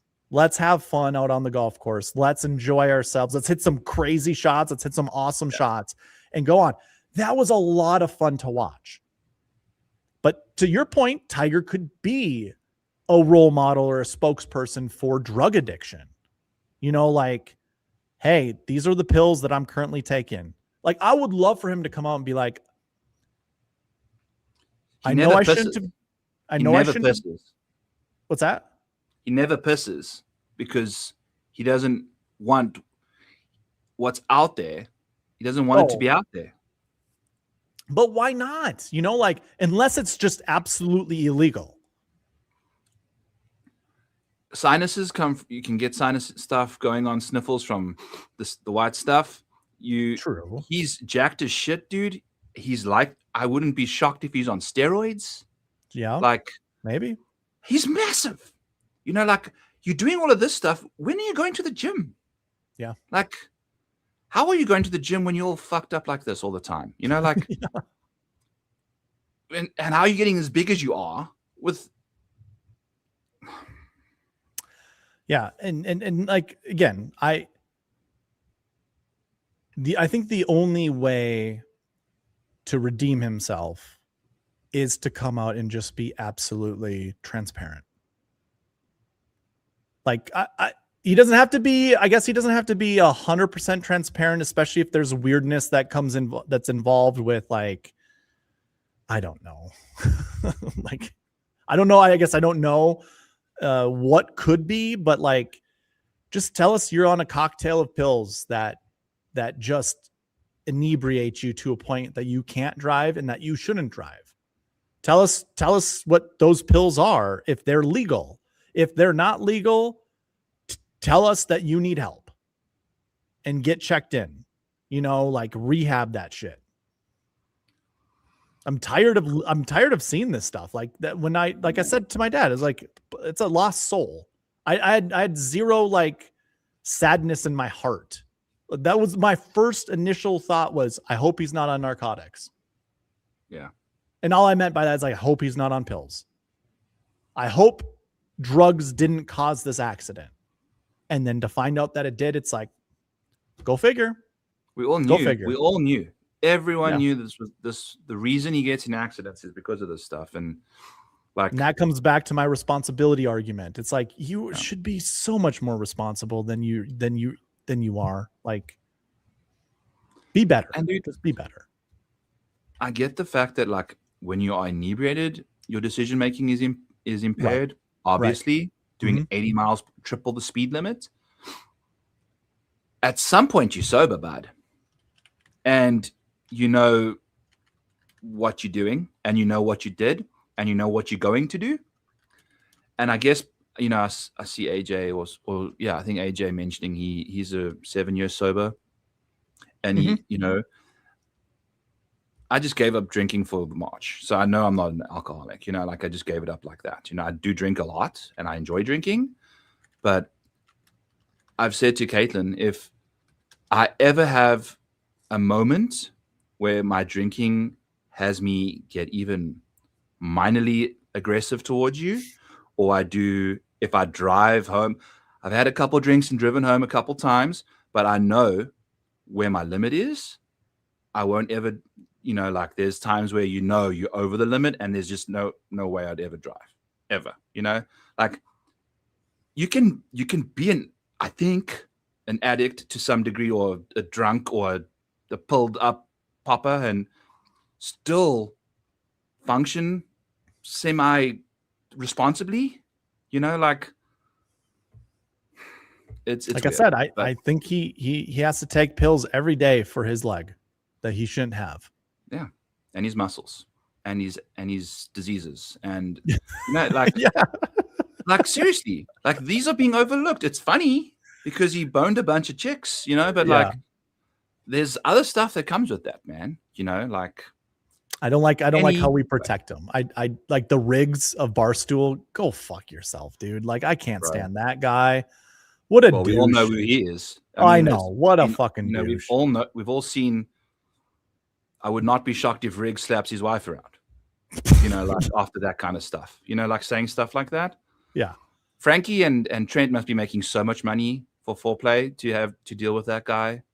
Like they don't even make sense to be on the same camera together, but they always are. Like Well, Trent also does his own thing off. I mean, he was the bag boy for Bachelor, Bachelorette for so long, or whatever it was. So he's been all over the place. So yeah. Yeah. But one last thing, Dan Rappaport. Kenny made a post saying, I just don't get all the vitriol and whatever. Like, at least he's being genuine. My issue with everything, like us talking about Tiger right now, this is a choice. We don't have to do this. We don't have to talk about this. I even joked about it with my buddy. I'm like, if I ever become a somebody and this Tiger video, or me talking about Tiger online resurfaces ever, or is there a mafia in the PGA on the PGA that could just shut my shit down? Like there's kind of a weirdness that I think about with Tiger and just like why people protect him. But I'm like, this is a choice. I don't care. I'm transparent. I'm going to be honest.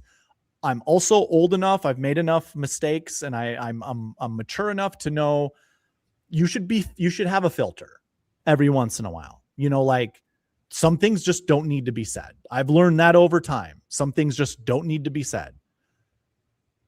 When it comes to what Dan did, you don't need to post that. You don't need to have just gotten out of a fresh cry. That was a choice. That's a choice. What are you trying to prove? Are you trying to come on and show how emotional you are as a man? Are you trying to also show, like, I feel like there's different reasons as to why he posted that, and I don't think they're genuine. If he is a crybaby and he cries because of Tiger getting in that all the comments that came under Dan's post, I don't know if you read them. I read them. It's hilarious. Because it's like every dude who's over the age of 16, I would assume, basically is like, dude, it's a grown ass man getting in an accident. There's no reason to cry over it. Like and then that's also my feeling on it too. It's like, even if you had a personal relationship with him, shouldn't you actually be more frustrated and disappointed rather than sad? And so my opinion is this video was just posted to get clicks, was just to get engagement. And sure, okay, you got your engagement. There's a lot of people engaging in that video, including Kenny. But it's a choice he made to literally go on and like have like whatever face that he had, like his just crinkled, he just looked puffy. Cut. Yeah, he just So Tiger crashed today, and it's like, dude, what the fuck are we doing?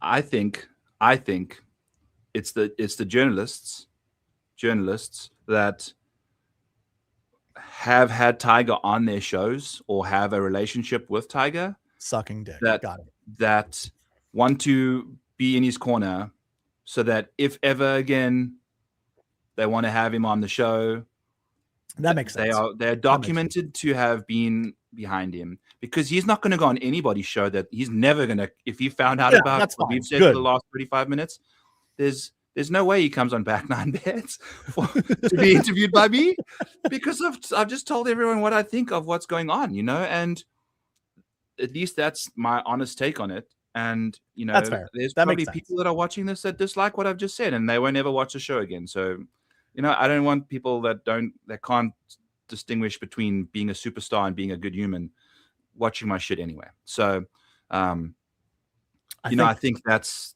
probably what's actually happening here, is especially the foreplay boys will have him on and they do videos with him and whatever, and those videos get insane ratings and things like that. So for them to not have him in their corner would be very costly, and I think that's the reason, even if they're getting hate, but it shows their true colors, and ultimately their views will take a hit for it because of what they've said. So here's what I'll say.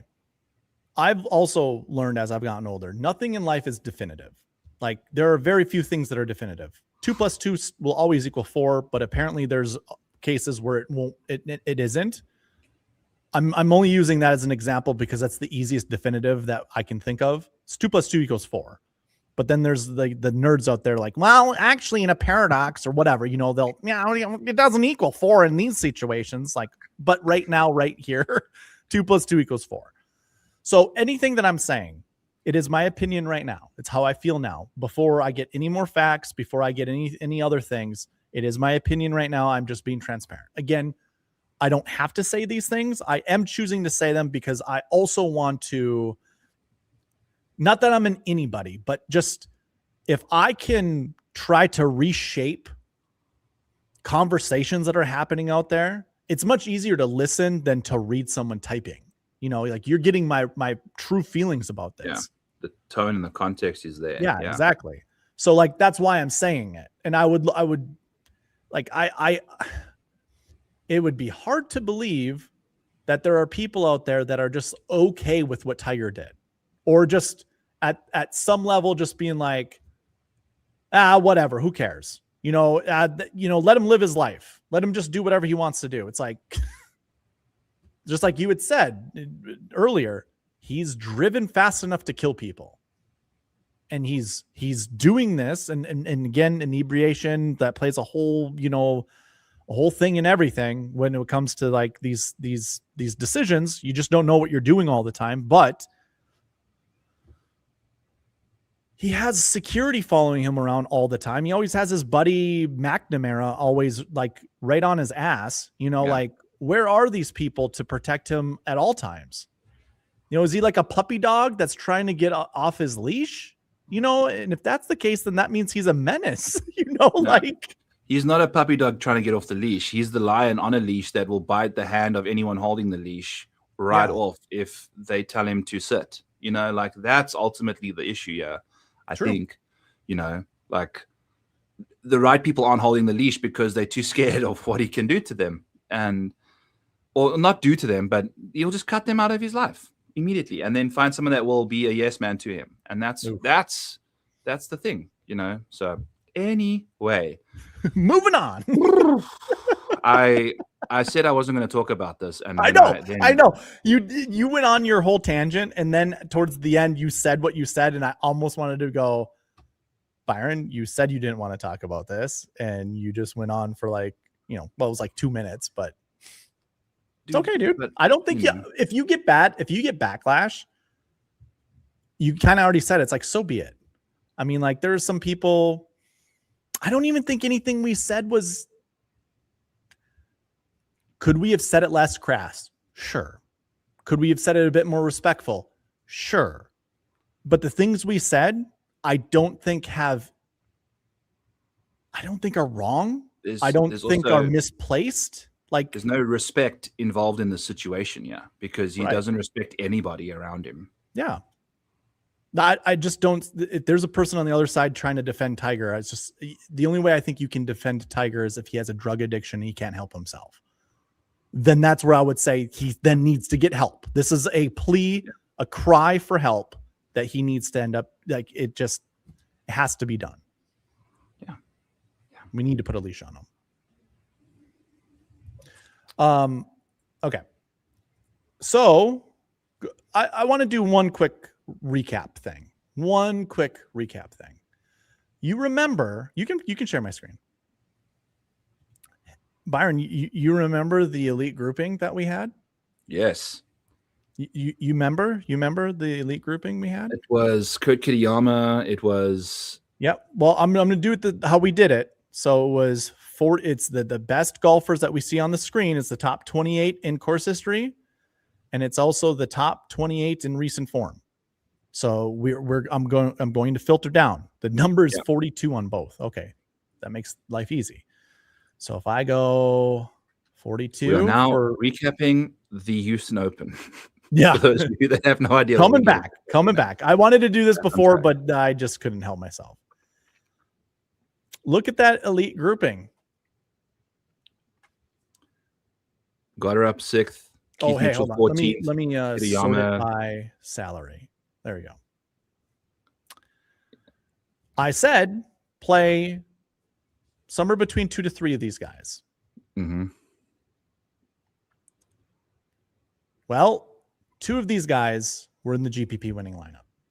That's marked by the blue here. For those that I know we didn't go over the pass optimal and GPP winning lineups, but 2 of your GPP winners, the $5 GPP winner that won $30,000, had 2 of the elite grouping golfers in there.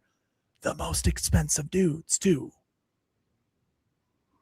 I mean, you could also slid Keith Mitchell in there. 82.5 points wasn't really going to hurt you. No.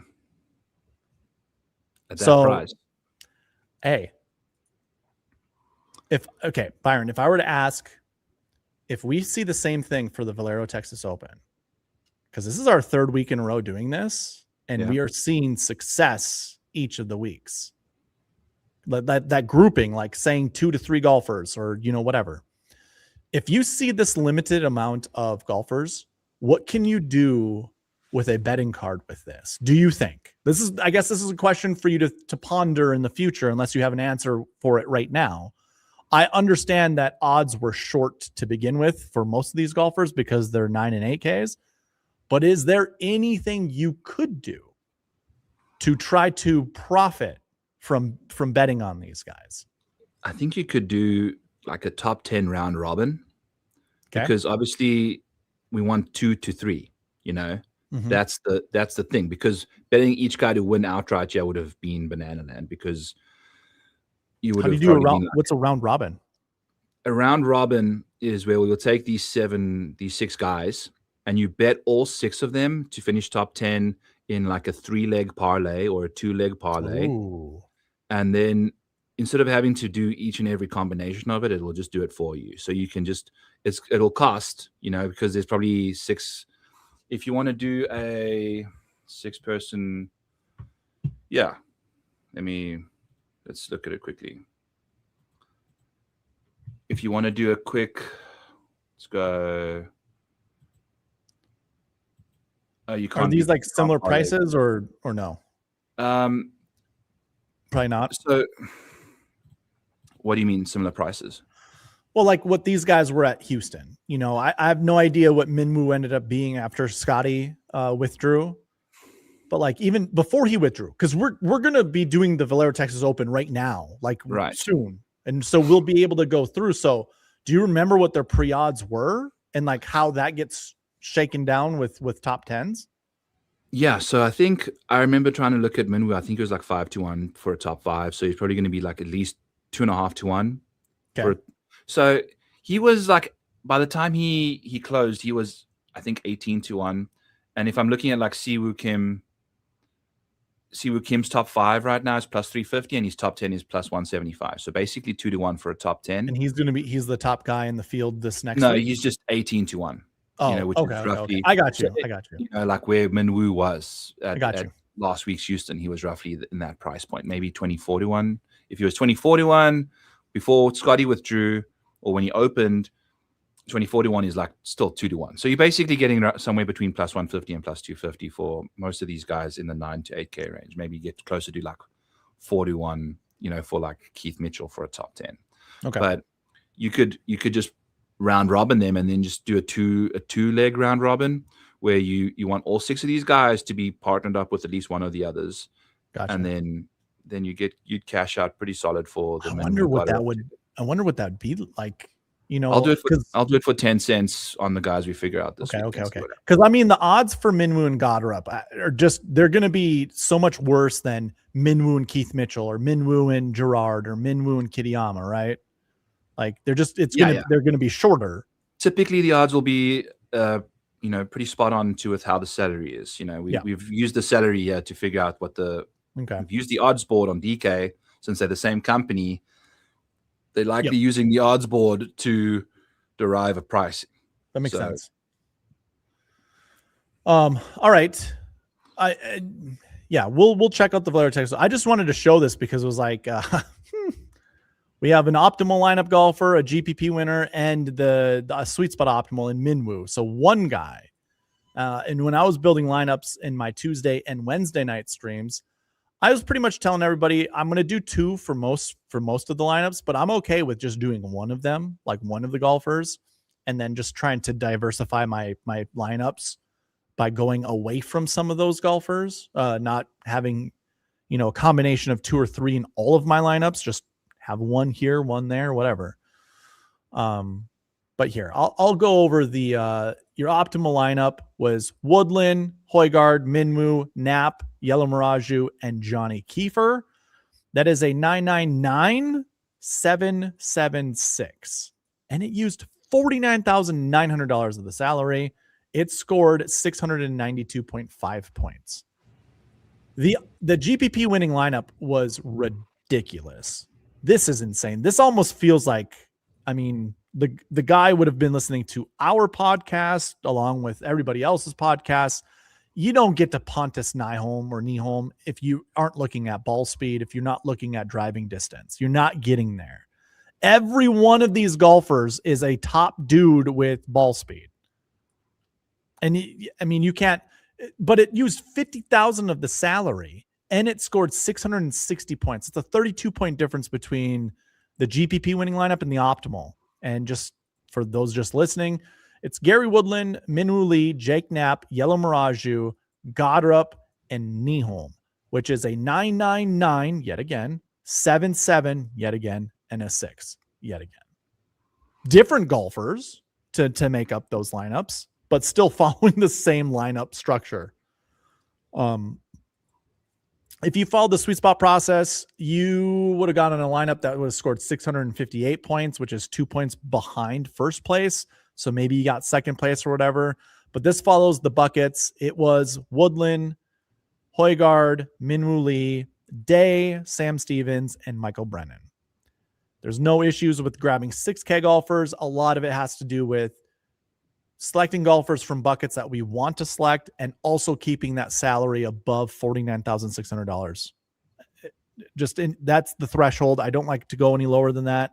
So this was the best lineup that you could have built doing that. So it's a 998,777, which is, I would say, more traditional than usual because we didn't have any 10K golfers. So we can't do the 10,98776. If you take a 10K golfer out, you probably add another 9, and that has to lift the 6 up to a 7 most of the time if we're trying to build a lineup that uses $49,600 of the salary and above. So yeah. And then the best lineup that wasn't the optimal, because the optimal fits the sweet spot optimal in my database. Like I have 2 different sweet spot optimals. One is following the buckets. The other one is just the best lineup that's over 49,600. So that was the optimal. The second best lineup that you could have built that was 49.6 and above was Woodland, Højgaard, Minwoo Lee, Yellow Miraju, Day, and Sam Stevens. And that used $49,600 of the salary. And that lineup scored 680.5 points.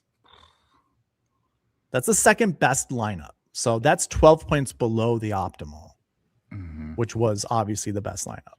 It shows you kind of how good the GPP winning lineup was, being 660, you know? Because what's usually the difference between GPP winner and it's like optimal? 50 to 60 points most of the time. Yeah, it's like and this 50 was to 60. What's that? 30. This was 30. Yeah, 32. 692 was the optimal. 660 was the GPP winning lineup. Yeah, I mean, this was the week for the ball speed peeps. You know, like I feel like the player pool that you would have had if you kind of just dialed in on like the distance people, like we were all if anyone that goes onto a podcast this week coming up for the Valero and says, I told you guys that you need to play distance, like, and was claiming that he was the only, like, you know, like, okay, this was a very obvious situation and we all knew it was coming. So we kind of just had to fly with what we were getting. Interesting stuff, dude. Like Jason Day showing up here is absurd. I mean, look at what he showed up playing. You know, he's not even one of the distance guys. You know, that's insane for him to be in sweet spot optimal. And I mean, the second best lineup. There was something to say, or that I had said earlier about, even though ball speed is distance is gonna reign supreme at something like at this golf course or something like that, you still are gonna want one accuracy guy. Like that's just what you're always gonna see with optimal lineups and you know, or second best lineup stuff like that. You still are gonna want to incorporate a good golfer that doesn't really represent the one stat everybody else is talking about. Yeah.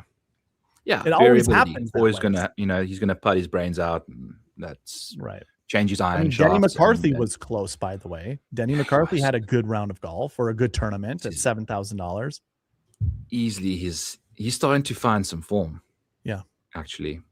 So and Dumpy Bo up there too. I mean, ew, oh my god, Bo in Texas, dude. You know, I think you play Bo Harsley in Texas, isn't he? He's a long. I would say yes, but that has not helped me in the past. So I agree with you on premise. Historically, in practice, not so great. Yeah. So, anyways, that is kind of the last little pieces that I wanted to talk about with the Houston Open. We are 2 hours into this? Yep, 2 hours into this and haven't hit the Valero, but we had different, you know, we had 35 minutes. No, I'm absolutely cool with it. I'm glad. I'm sorry if you wanted to get out of here earlier. No, and if I'm yawning on you, it's because I burned 1,600 calories with a leather between my legs today. So for the first time in a while, you know. So sometimes when you get on the bike and do 24 miles, things can. I'm physically exhausted, not mentally. No worries. Well, do you want to just get right into best course history, best recent form for I love the Valero? That's like my favorite part of the show. Is like kind of find these gems. All right. So I'm just going to do this one time on the spreadsheets because I have added a new tool to Sweet Spot DFS that we can actually use. I just want to make sure it matches up. Fair. Or at least somewhat close. So 43 and 43. Okay. That's crazy how like that almost always is the same number. Mm-hmm.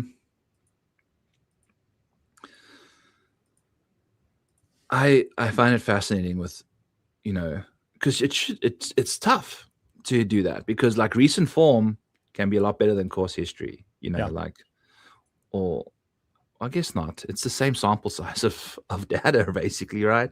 Yeah. Because unless you have, but course history can have a lot less starts than recent form usually. So everybody who is a member to sweetspotdfs.com, has access to this new tool that I created called Lead in Stats.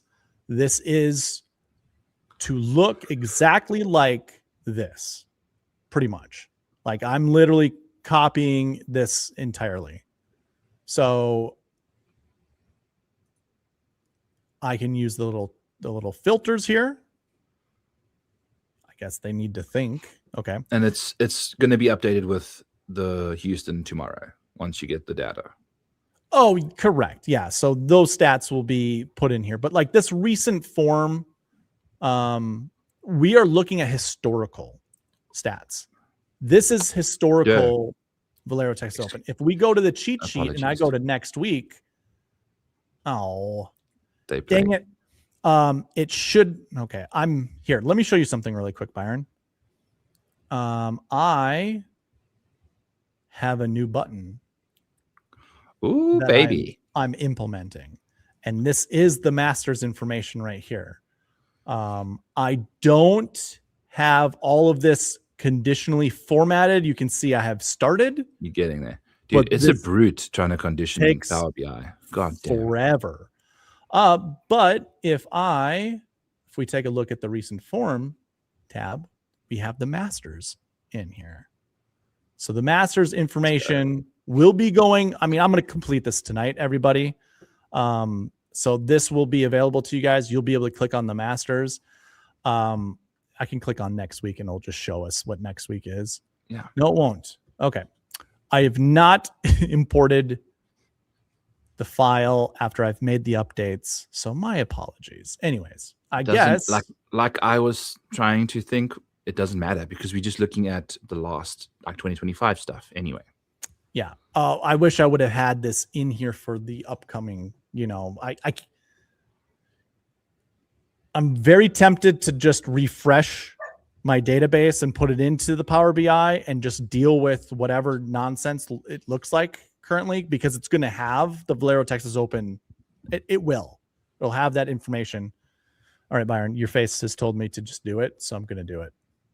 Okay. I'm also going to, I think Ernie wants his water bowl filled up. And I was distracted earlier because my child is screaming upstairs. You can't hear it, but looks like Caitlin has arrived. So okay, we are good to go. Okay. Take a little break. Sip some tea. I've got some peach and mint tea infused together so far.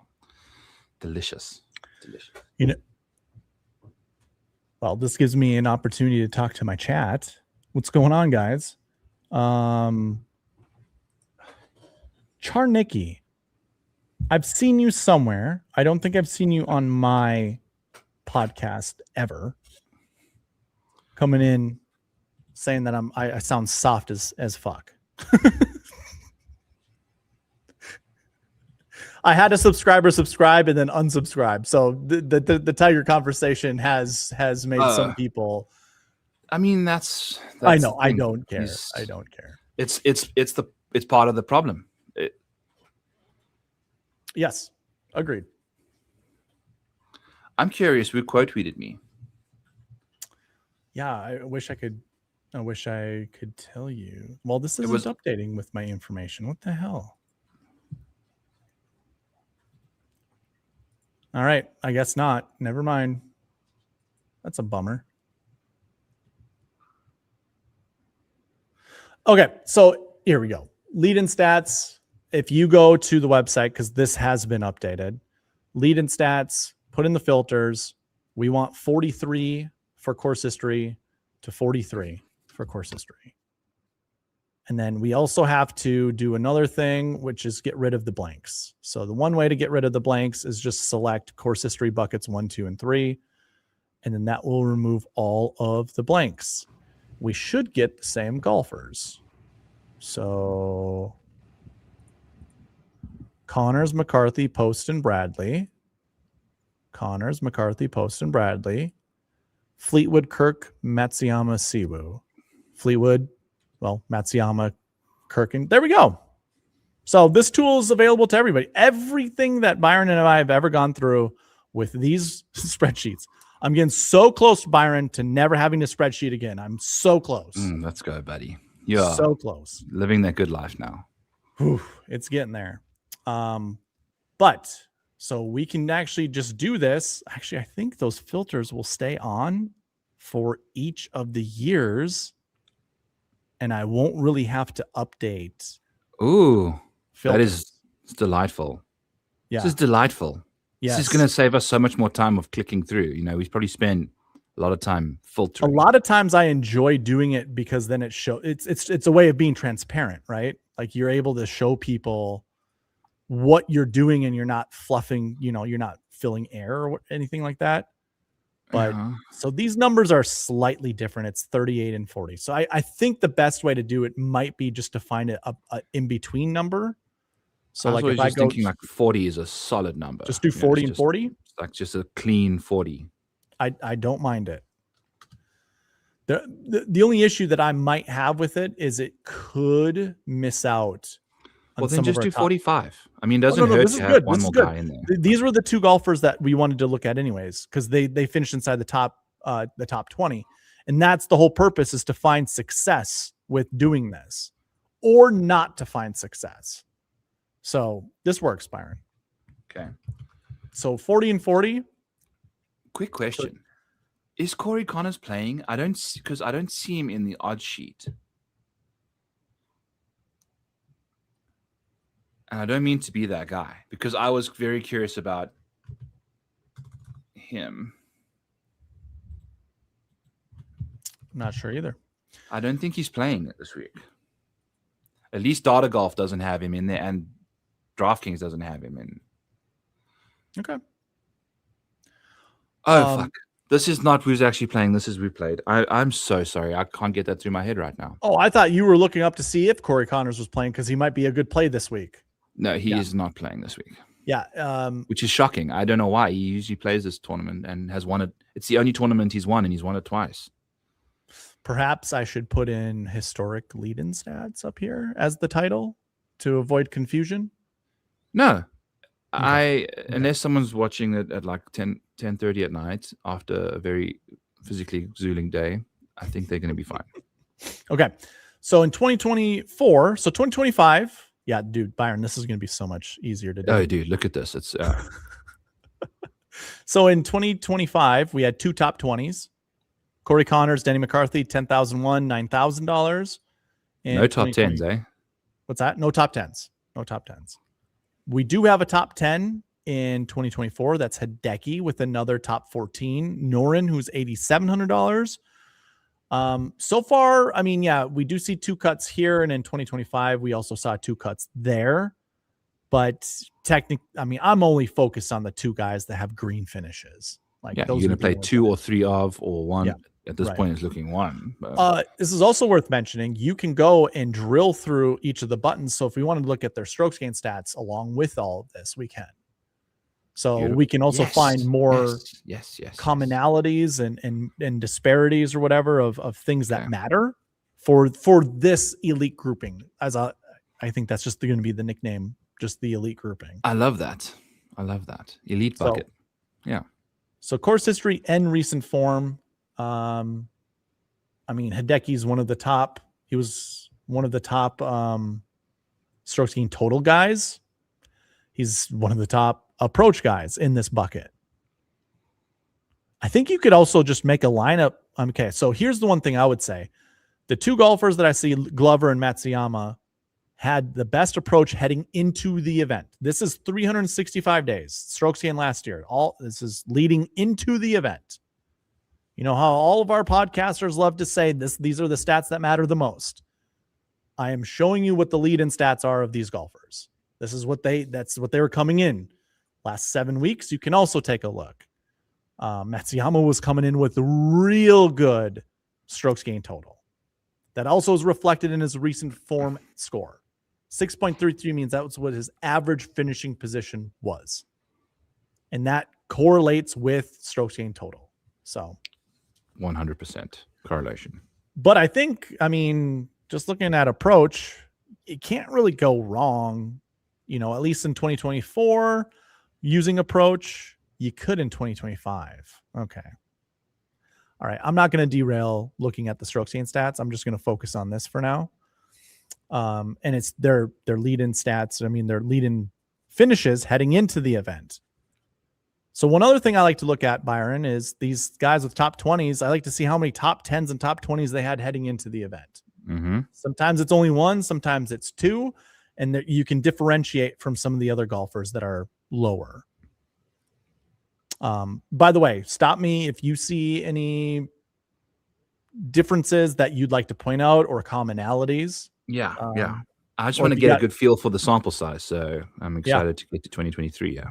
All right. So, yep, there's 2024. So lots of top 10s and top 20s heading into the event for our guys at the top of the leaderboard for these elite groupings. 2023, small sample size. Small. Maybe we can expand it out just a little bit. Do 45. Just do a clean 45. But there's Maybe a lot of people live within 40 and 45. Okay. But so one of the beautiful things that I kind of have a little bit of a smoke screen so you can see the updates after you make them. 45 or 42 and 42 didn't do anything. So we'll switch to 45 and 45. Yeah, 45 and 45 is like we actually just have to live in both of them. More. We added two more. And it's some Kuchar solid and Benny Ann. And they're top 10ers. Yes. But they were coming in with awful. We have top 10s for Kuchar coming into this event. We didn't have many top 20s for Benny Ann. You did for Ricky Fowler, though. Well, not so much top 10s, but top 20s. All right. So I'm going to go back to 2025 and see how many more people got added. There was more people added, but they all were like lots of miscuts. And then 2024 is probably going to add way more too. But we actually add Rory into the mix and Keith Mitchell to the top 20s up here. Yeah.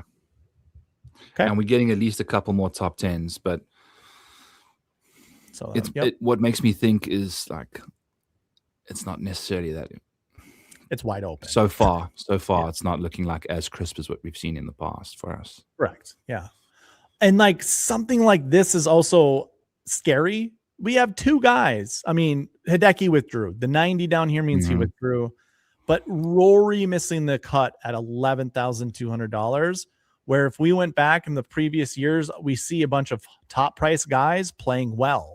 Like 10-2 in 2023. That was good. 12-3, 10-6. My thing that I was going to tell you, Byron, just looking at this is play your expensive golfers that have good recent form and course history. Like they show up. Yeah. But it's not always Tommy Fleetwood. The 62nd place isn't going to help you win a GPP. And he didn't finish worse than like 16th leading into that. You see, that's like, this is the week before the Masters as well. So he has a narrative that I'm going to say it could be nothing or it could be something, is like people are coming here just to tune some stuff up. Maybe, if you're already like legit in the Masters, top 50 in the OWGR, top 15 FedEx, you could just be showing up here to try and hit your driver better or try and, feel comfortable hitting a specific shot shape or whatever, or work on if your putting sucked so far this year, you could be trying a new putt. I don't know. It is worth noting. Like Hideki withdrawing might not have WD'd if it wasn't the Masters the next week kind of thing. Again, speculation. And yeah, we don't have a scorecard right here. Maybe sometime in the future I can add that, but currently we do not. So we have no idea if he was playing good or bad. But yeah, that is a great point you make, because that is something we do have to worry about with people who are already qualified for the Masters. Yeah. 2021, we actually have our winner from this group.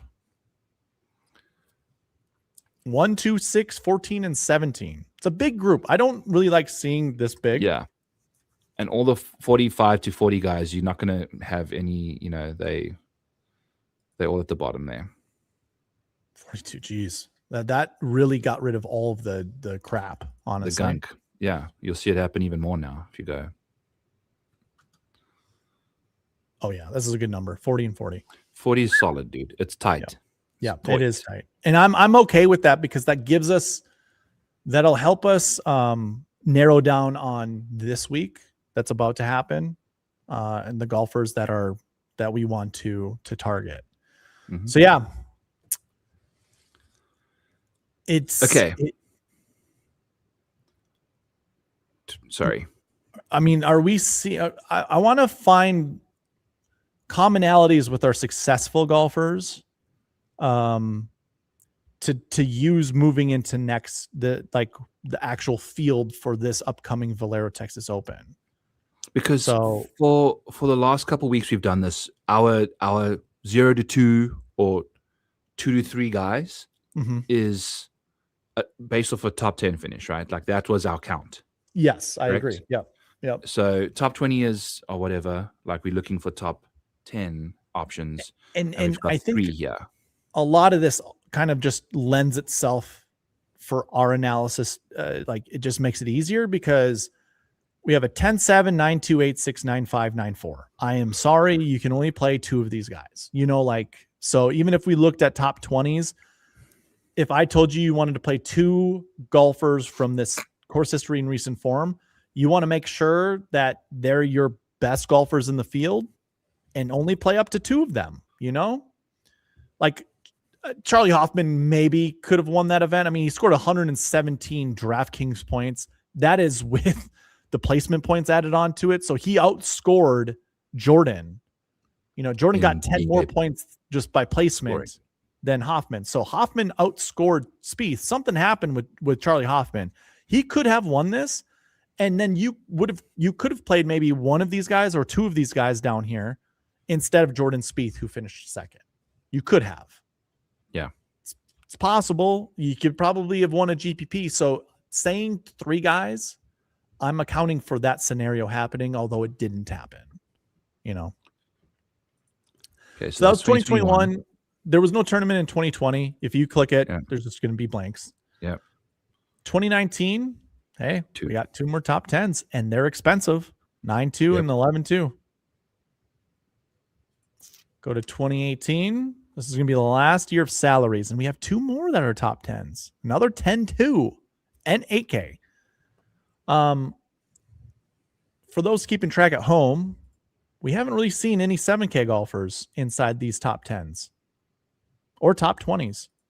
I'm going to go through all of the years, Byron, and I'm going to point out where I see or if I don't see. And this is the 0 year. I think this is one of 2 0 years. Well, we actually, when we first looked at this, we did we did the 45-45.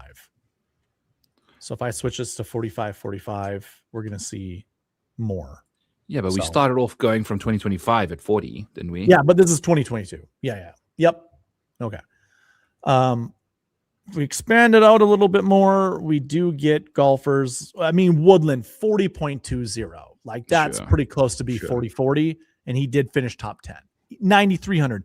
Fratelli is a 7K golfer, but we probably wouldn't have selected him having 43.8 as a recent form. So, anyways, Woodland, I'm gonna make that pass. I'm gonna move the goalpost a little bit, Byron. But I'm gonna switch this back to. I'm gonna just do 42-42. That way, Gary stays up here. Is there a way we can do this by strokes gained as well? Yes, we can. Strokes gained course history and strokes gained recent form, because wouldn't be able to do course history recent form. I don't have filters for that. Okay. But I do have filters for strokes gained stats down here.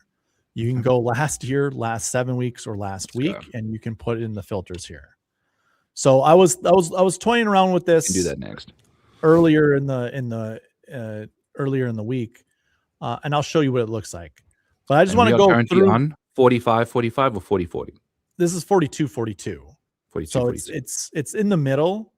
But if we did expand this one out to 45-45, then we get more golfers inside the top 10.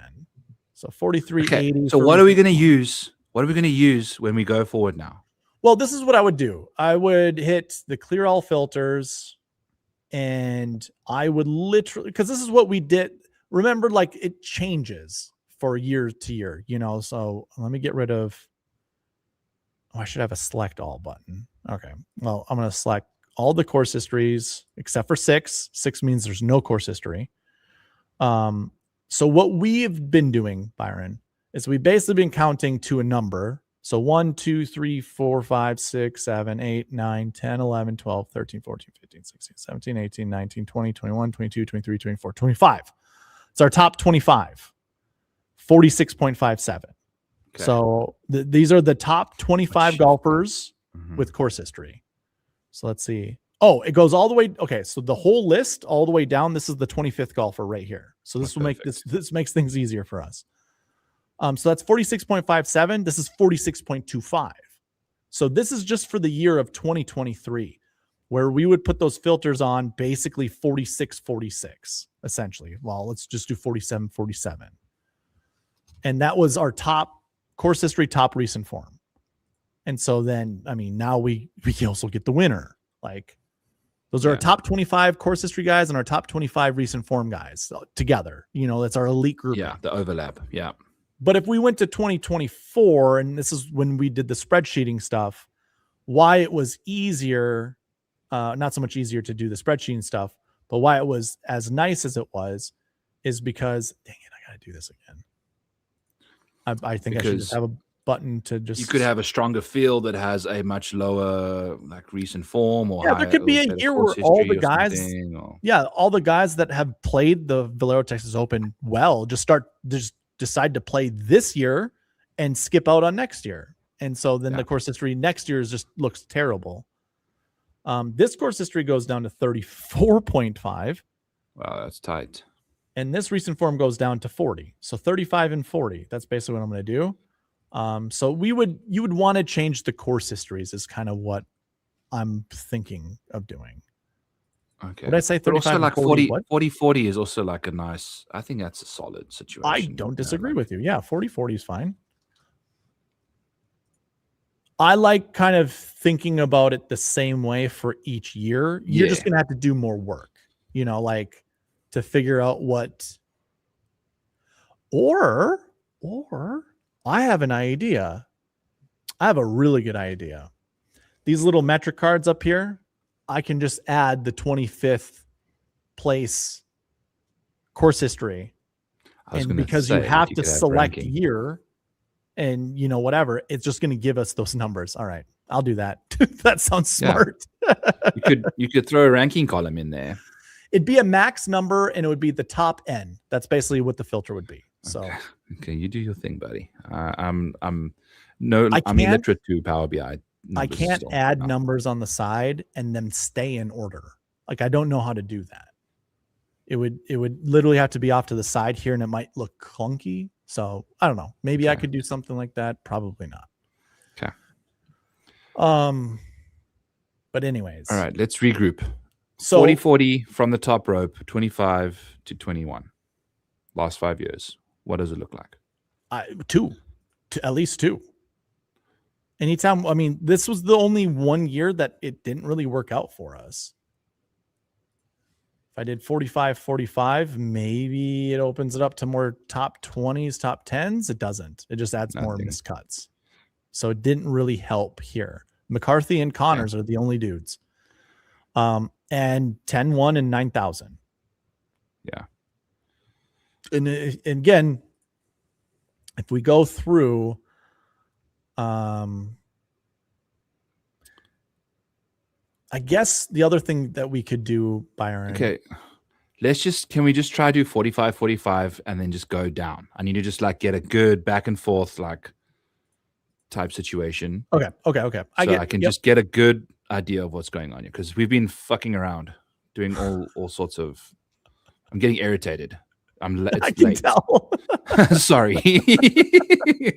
I love what's going on here, but after we figure out, then we can dive into the other stuff. 45-45. Here 45-45. Corey Connors, Denny McCarthy. They're the only two in the top 20 that no top 10s. No top 2025 was a bit of a dud. 2024, we get a third place and a seventh place. Rory at 12-3. Hideki at 10-6. Couldn't have played them together. So far it's 0-1. Yep. 2023, you had two. $9,200 Matt Kuchar, $7,400 Benny Ann. So that is a 7K golfer in that mix. With 10-2 Ricky, you could play 3. Yep. This week. So 0-3. 2022, we have a 93, a 96, and a 72, and an 87. I think you can play all 4 of those top 20s. Guys. We're looking for just top 10s. Okay. Top 10s. Drink some more tea. I'll drink some more tea. Woodland and Dylan Fratelli. That's it. And then in 2021, you've got Spieth, Hoffman, and Chris Kirk. 10-9-8 to start out your 10-9-8-7-7-6 lineup. So yeah, 0 to 3, but we only saw 0 one time. Right. And that was, if we look how many golfers, so we have a little total golfer count up here. 14, 11. I mean, Jesus. 5. This is going to hurt my argument. Only 5 and 3 of them inside the top 10. That was the tightest one. Yeah.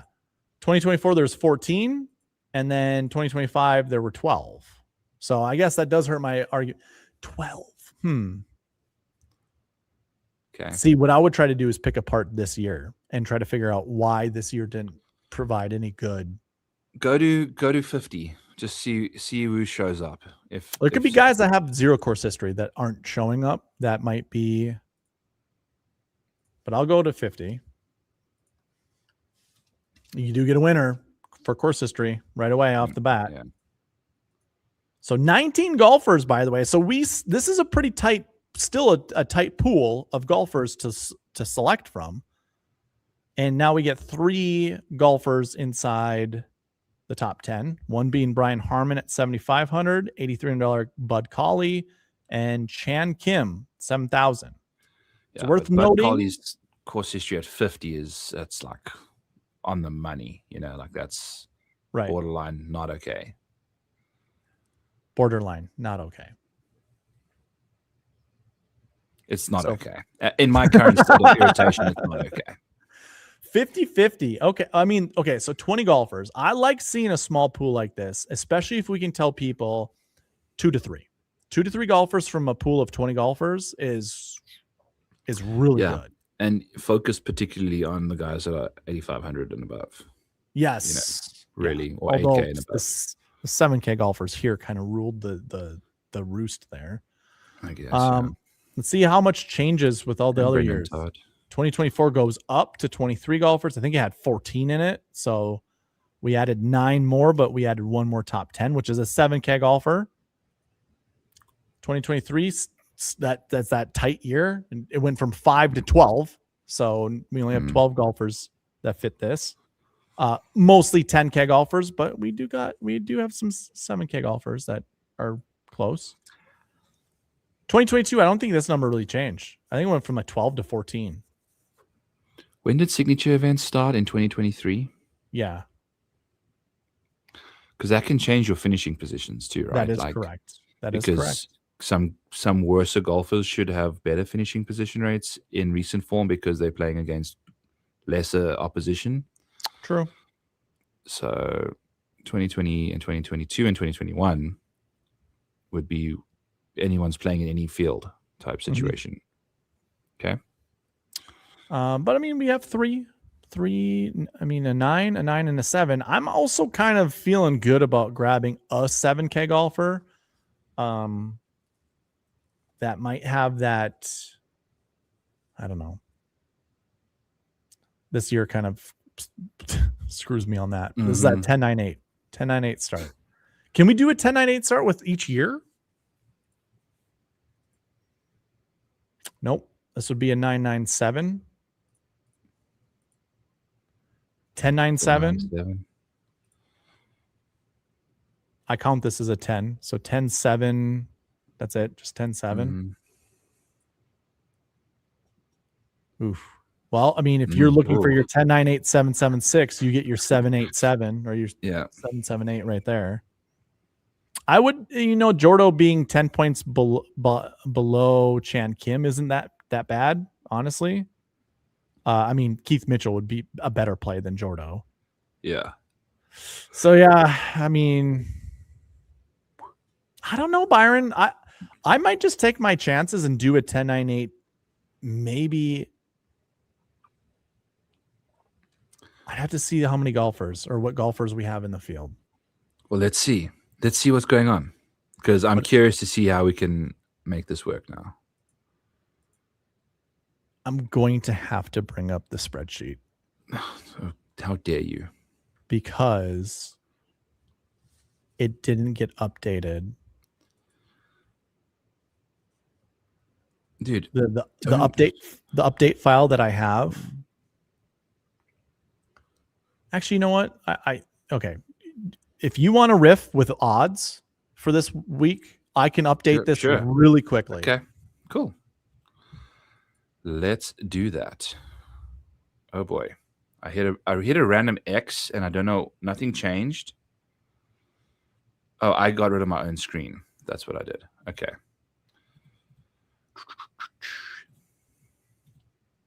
Alrighty. I lied to you guys. I didn't bet the Yellow Mirage top 5s or top 10s yet either. So the odds board is looking like so. Tommy Fleetwood, 14.5. 14.5 to 1. Russell Henley, 16 to 1. Robert McIntyre, 16 to 1. Ludwig Oberg, 16 to 1. Siwoo, 18. Colin Morikawa, 18 to 1. Jordan Spieth, 19 to 1. Nikolai Højgaard, 22 to 1. So we'll absolutely expect a 10K range this week, right? So obviously, Yes. unless there's any withdrawals and things, but Fleetwood will definitely be 10K. Yeah, I think Fleetwood, Henley, and I mean, you said 3 guys are always in the 10s? Usually 4, but 4? this year it's been 3. This year it's been 3, but normally you'll see 4 to 5. But it's been 3 because of Scotty Scheffler being in. So, I mean, these are the obvious options given DraftKings opening pricing. It's going to be Tommy, Russell Henley, Robert McIntyre, and Ludwig. They're all priced 16.5 to 1 or shorter. Siwoo Kim will definitely probably be in the 9K range then. I would also find it, I'd be shocked for some weird reason. I mean, Colin Morikawa being priced lower than Robert McIntyre would be interesting to me. I don't see Colin, Colin's odds might not reflect his price because odds can come off what people have bet already so far. I don't know what he opened at, but I would be shocked if Colin's not a 10K price because they're not taking into account like his injury. He's actually like a perfect fit for this golf course. Yeah. I expect him to be. Excuse me. I expect Colin to be in the 10s with probably going to be. Tommy and Colin will for certain be 10K.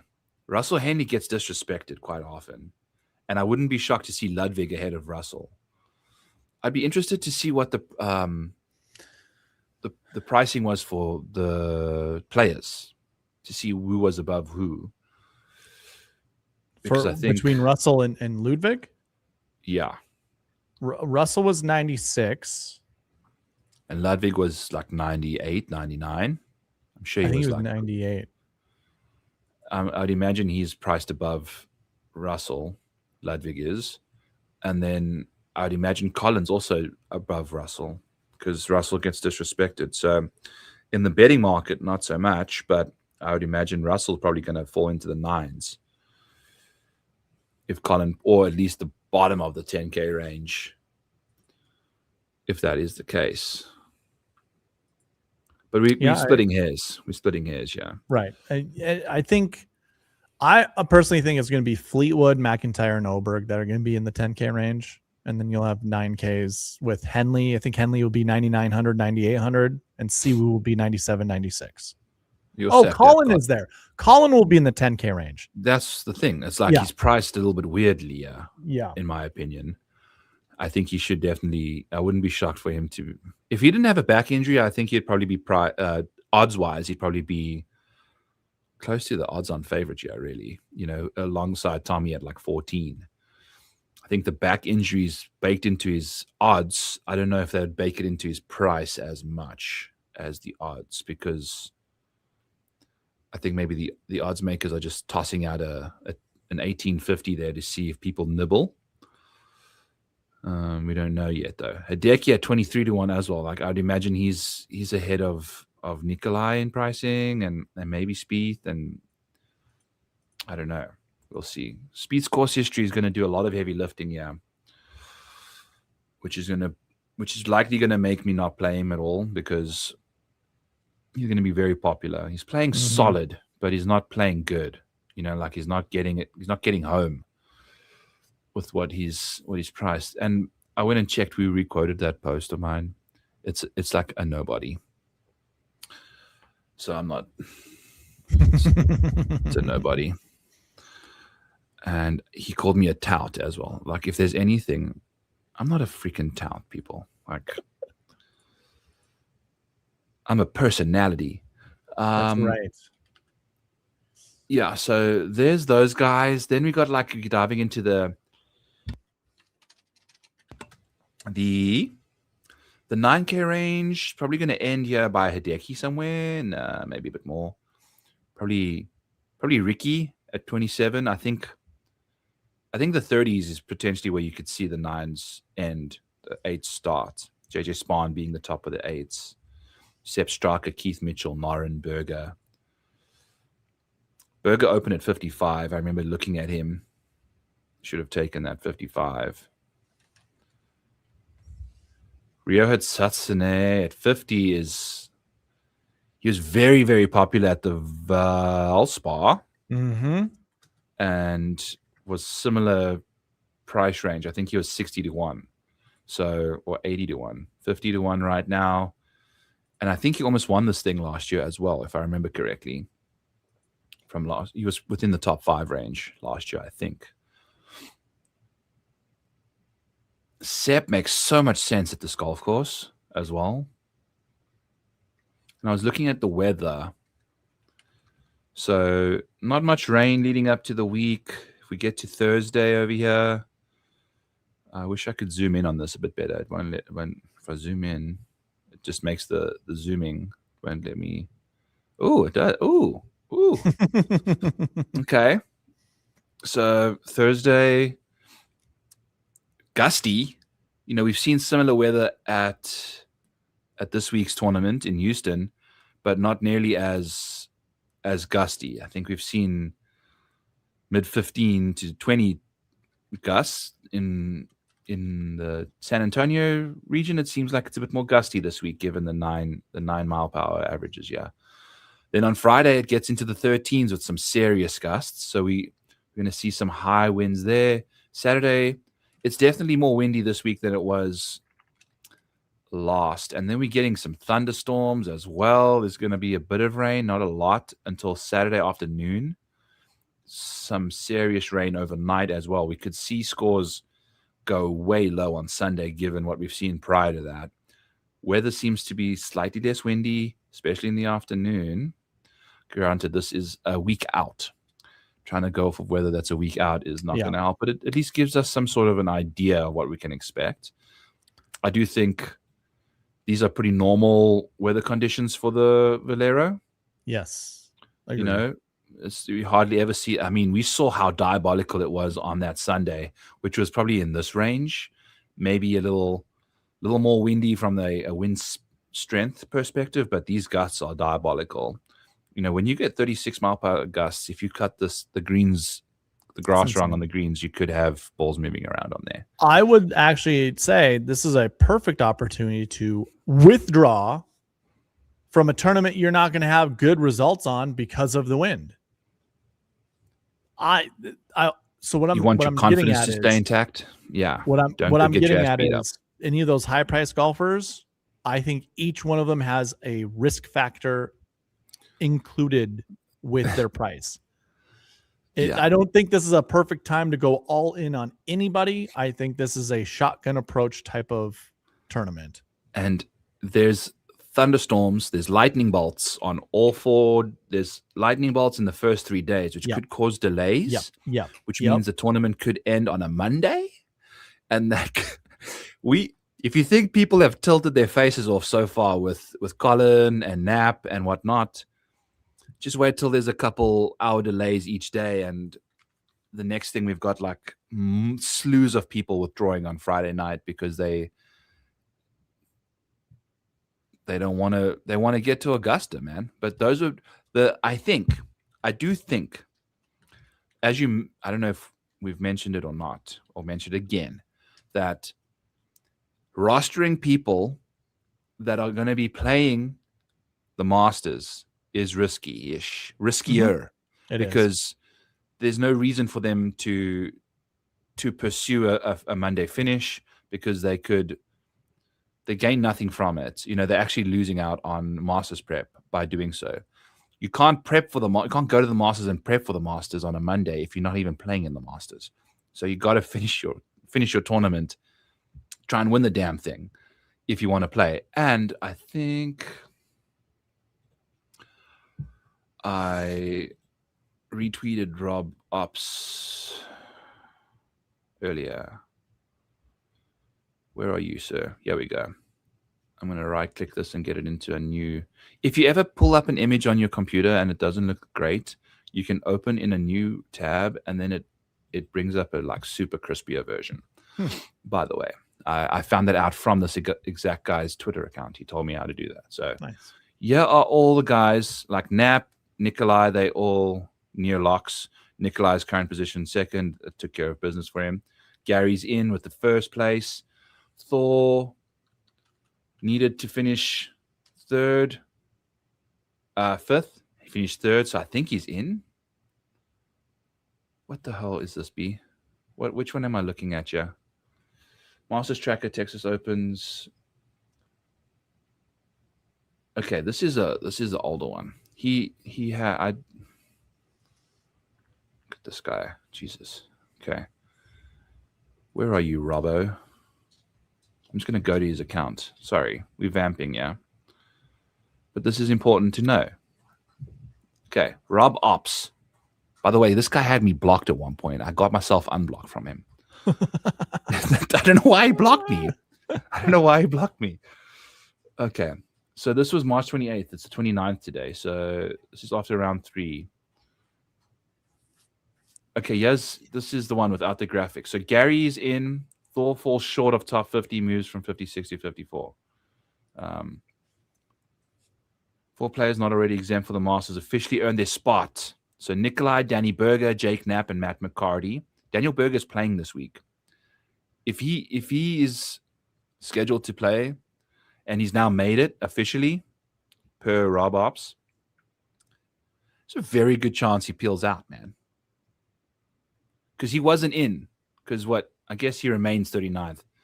I guess that's maybe he just wants to tune up. So maybe he stays in. I know that Michael Thorbjornsen needed to finish top 12 and he finished 14th. Yeah, Michael Thorbjornsen he's got the Sunday Scaries going on hard right now. Young boy, doesn't really right now. Yeah. He's got the Sunday Scaries. 2 + 2 = Sunday Scaries. If we get a +1 in there later on, we're going to have a 5 involved, So when he doesn't have the Sunday Scaries anymore, if he adds another year to his existence, you know what I'm saying? Yeah. Okay. So back to what we were chatting about. Yeah. So I got your list, buddy. Okay. Let me get my face off of this thing. Let me get my screen off of your face. Here's our list. I never saw you did it, so I don't believe you. I'm joking. Please don't unfilter. Okay. I said it would be quick. Here we go. So I looked at William Mao. He finished 44th, I should say. He finished 44th this week. That average finishing position ends up being 24 or whatever. So he will remain. Gucci By the way, Byron, here's what I did. 38. Okay. Because those are the top 25 course history and top 25 recent form numbers. I can switch these to 40-45 if you want, somewhere in there. Let's see what happens. But I just wanted to keep it here just to show everybody this is your really narrow pool. Top 55 of each column. If I sort by golfer, this is OWGR. And this is what we would assume some of the guys would be. Salary pricing is the same way. Yeah. I've always been leery of whenever I see pink, I don't like it for last year or last week. And that's only because every single time that I've ever looked at anything that's bucket system related, these numbers just, for whatever reason, just don't do well. I can eat my words a little bit because I think at the Players or the tournament before the Players, we had like 2 or 3 golfers that had this pink last year finish inside the top 10, one of them being the winner, I think. So anyways, this little 8 golfers, that's not terrible. I don't mind this number, especially when we're looking for golfers. If we're looking for 8K and above, or even 9K and above, I don't think Noren hits the 9K range, unless you can tell me otherwise. Like, because I just don't know the odds board, what his odds are. He's 39-1, and I would imagine that let's just do it. You weren't paying attention when I was doing this for you earlier. Here's where I think the 9K range ends with Ricky Fowler at 27-1. All of these other guys in this range here are like 9K options with some Siwoo maybe or whatever. And then you get to JJ Spahn, we will start at like the 8s. I'd probably see 11, or they had 10 9K golfers this last week. Yeah. And then 11 8K golfers. It's more than I've ever seen in the 9K range. And just I know. It was the Scotty stuff, right? Yeah. Right. That was bananas. Why did they shove everyone in there? That's kind of crazy to think of. God, I don't know. And it freaking messed everything up. There has to be an algorithm that they have now that whenever Scotty's in the field, you can't have X amount of golfers 10K and above, unless they meet these requirements of whatever, because Rory will always be 12,000 to Scotty's 14,000. Mm-hmm. And then you will have like Fleetwood, Morikawa, and then sometimes like the other golfers that are doing, I bet you now Cam Young will now be 10K golf. Will be a 10K golfer anytime Scotty's in the field too. So anyways, okay. Going back, let's change this to 40. Let's do 45. We can filter out them. Okay. If we see a rogue 45 on the number there, we just say good call. Because it didn't really, now it's up to 15, from 8 golfers to 15. So that's not terrible. This is a good pool. It's a good pool of golfers to select from. Mm-hmm. Let's do this caveat really quick. Let me clear this out really quickly. There's little eraser buttons. If you guys didn't know, you barely can see them, but they're there. Here's all the golfers that are playing this week, or playing this last week, that I have not put updates to. There is a chance that recent form will get updated for some of these guys. I think Thorbjorn Olesen actually had a good finish, but his won't be updated. 70. That's not going to fix it. No ways. Could Fowler? He's going to get worse. He missed the cut. Yep, his will get worse, but I don't think it drops out of that 45. Like his will just go up to like 30 something. Yeah. Nikolai's will get better, obviously, but not good enough course history. So I'm looking kind of at course history and then and then recent form. So we want under 45 for course history, and then what did Jesper Svensson do? Do we know? I don't remember seeing him anywhere. So like probably mid somewhere. So not high enough to make a 69. Nice. Yeah. Nice. Okay. So cheat sheets. So not Jesper. His is way out. Kirk. Oh, he was playing well, then he wasn't. That won't change enough, I don't think. Yeah, he was playing this morning, 51st. Stevie Fisk, I don't think will change. Nor do I think Kevin Yu will change. No. Did Alex? Hank Lebioda missed the cut, but yeah, that's all 68. You just skip all those guys, and now we get down to Seabez. He did okay, right? He made the weekend, yeah. Yeah. And so now you see, he made the weekend and finished 51st. So that's going to shove him up a little bit. A little bit, yeah. Denny McCarthy, on the other hand, I don't know if these finishes 12th. Yeah, if you average all of this out, so we'll remove 55 and it'll be 47, 85, 85, 26. Yeah, that's a lot. Those two 85s are going to hurt you so much. Yeah. And the 47. So he's out. He's out. We got to look at Bo Hauser wouldn't be, Putnam wouldn't be, Horschel wouldn't be. They're really close. I don't think anything really changes. No, not really. Going through all this, okay, cool. Wasted everyone's time just to figure out that nothing's going to change. So we can be just Fine. I mean, as a Jets fan, I'm a big fan of due diligence. You've got to go through the process. As am I. Yeah, I am too. So here's our group, 15 golfers. It's a big group compared to the last few weeks that we've had. Okay, who's peripheral? Jimmy Walker. I don't, don't. Yeah, he has no reason for him. So I didn't actually kick out any golfer with no reason for him because I didn't think any golfer. What does his course history look like as well? Like, is it just littered with poor performances recently? Jimmy Walker's? Yeah. Yes. Yep. Okay. So it's a lot of that's happening from, because your course history is from 2013. Yeah, it has a win in there. Yeah. And I mean, this is post-COVID Jimmy is toast. So post-Lyme's disease Jimmy's toast. That's also very true. Yuck. Poor guy. Okay. So peripherals. I mean, it's these guys up here. I think, I mean, I can't do Brian Harman, but I have to remember we can't come up with excuses not to play golfers, right? No one could do Brian Harman last year, and he won the damn thing. That's right.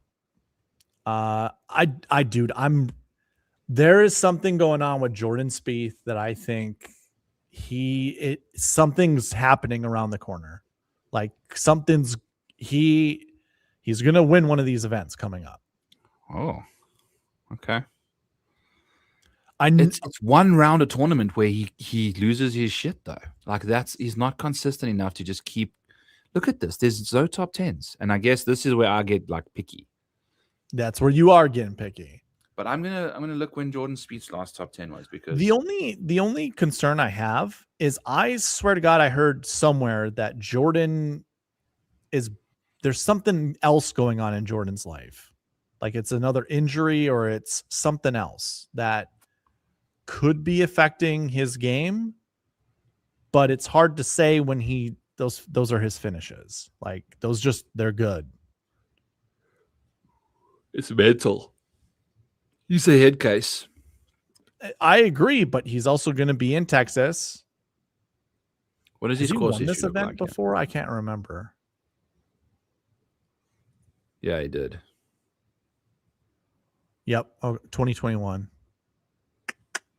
But again, you see, like he's giving you those the 10th and the 12th. Like, I like it, dude. I like it. I'm not even gonna apologize for it. I like it. I think he might be the highest owned guy this week. Yeah. Well, do we think he's going to be in the 9K range? I didn't see on the odds board if that was the case.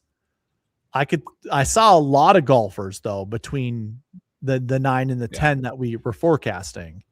He's for sure going to be 9. He's like 20-1, and he's like seventh on the odds board. 9,000, 9,200 maybe. Like he's going to say like 95-ish. Ugh, fuck. I think. Oh, well, I'm going to play him. Okay, here's the thing. Here's where I'll go back to the beginning of this podcast and just say I'm going to not anchor my lineups around him, but I'm also not going to not play him. Like I will play him in 5% of my lineups just to have a Jordan Spieth feel, or 10 lineups of the 150. I would say 14% is my maximum ownership for Jordan Spieth. Yep. I don't want him more than 14 because the number 14 for me, I don't like it. I hate the number 14, which is just this is just a funny anecdote. I use the number 14 for golfers that I think are going to do well, but I also don't want to play because there are certain issues that I'm just concerned about. 14 is also 1 in 7 lineups that you're going to build, and 7 or 8 is the threshold that I feel like quality players should be in your lineups. 1 out of 7 lineups, 1 out of 8 lineups. So there's that. I could do that. I could flirt with anything between 8 to 14% for him because I want him in at least 1 out of 12 of my lineups. That'd be 8%, but I also 1 out of 10 lineups is fine for me too. So I don't know, Byron. I'll have to run, some lineups and see what they look like before I actually give like my full on like comfort level with playing them. But just like he's also putting a lot better lately, man. Putting a lot better lately. That's a mental thing. Yeah, but he's not driving the ball nearly as well. And that's okay. He has shown up and only gained strokes 3 times in 2026 off the tee. Whereas last year in 2025, 1, 2, 3, he lost strokes only 3 times off the tee. He's already had more tournaments where he's lost. He's had one more tournament already where he's lost more strokes off the tee. He is the best golfer in the last 7 weeks strokes gained total. Not named William Mao. Like, he's better than Tommy Fleetwood, Bobby Mack, Ricky Fowler, Alex Noren, Decky. Yeah, no, he's putting nicely and hitting his irons well. Yeah, and you're right, off the tee. This does concern me. I don't like golfers that are negative off the tee. Especially around here, man. Like, if you hit it errant, you are in the crap. But here we go. This is why I love lead-in stats. This is why I like this tool. Dude. Brian Harman. Well, the thing, okay, there's context involved here, because Brian Harman's strokes gained off the tee is going to get dinged if he's playing the Genesis, if he's playing the Farmers, if he's playing the Houston Open. Were those not the Houston Open, but weren't those the same events that Jordan Spieth is playing, that he just played into? Yeah, well, probably. Where's Jordan Spieth? Yeah, he's played the Genesis and he did not play the Farmers, but he API, the Players, he played in those ones. Those are different. If you're not on, it's very easy to get into the negative. Lost strokes at the Players off the tee. He lost strokes at Pebble off the tee. He lost strokes at Waste Management off the tee. He gained around the Valspar the last time he played. That was the most like wholesome his game's been. That's just straight accuracy, right? Yeah, he actually dominated with accuracy. It's like the first time he's actually gained accuracy on the field this year. It's the first time in forever. So this is driving it well. This is what I end up doing, Byron. I will look for commonalities. And if I go to 2025 and I see Harman and Chan Kim with negative off the tee of, the last 7 weeks of minus 0.2. Okay. We saw that in 2022, but I can go down the list. Brendan Todd, we all know his that's a distance problem. Yeah, and that is a distance problem. Yep, that is a distance problem. Those are two hyper accurate guys. Yep. If I go down to 2023, do we see the same thing for off the tee? Benny Ann, that's not a distance problem. Ricky Fowler or Ricky, kind of whatever. He's fine.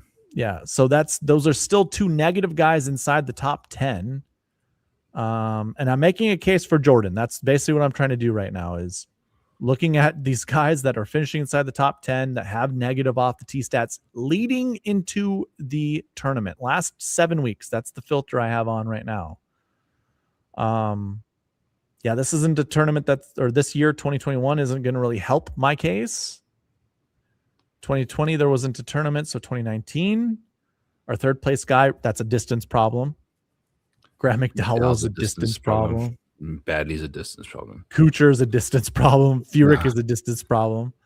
Yeah. 2018, Jimmy Walker. That's not a distance problem. It looks like I need to add some filters here for 20 and 80 or conditional formatting. So anyways, yeah, if I go back to the cheat sheets, okay, minus 0.231 last 7 weeks doesn't really concern me compared to other people that have performed well here. Yes, Jordo hits it a little bit further. I mean, I shouldn't say a little bit. He hits it quite a bit further than Brendan Todd. He hits it quite a bit further than Kuchar and Furyk and stuff like that. Yeah. But we also don't have context that comes to his driving. Why is it so bad? If it's all accuracy issues, do we care about that at Valero? He's lost around Valero off the tee one time in his career here. Yeah. And he finished 30th that year. So what year was that? 2019. 2019. So if I go to other years that Jordo played well, and we look at his strokes gained off the tee heading into the tournament, I'm gonna have to take off the filters and try to find Jordo. I just think he's he's just one of these guys that's just, you can just find yourself being comfortable around it suits your eye. You've got nice lines. You've played the course enough that you know how to hit the shot needed. I think. Are we looking? Okay, what do we want Jordan to do? Do we want him to win? Do we want him to finish top 10? He needs to be in the optimal lineup here, right? Because of price, the right? optimal, you have to be inside the top 10. Yeah. Okay. So Jordo was coming in last year's event. He finished 12th with positive strokes gain off the tee, but negative approach. Okay. That's a give and take type of situation. Yeah. Ball striking wise, he's net positive for sure there. So that's good. So the year before that, he finished 10th. And he came in with negative.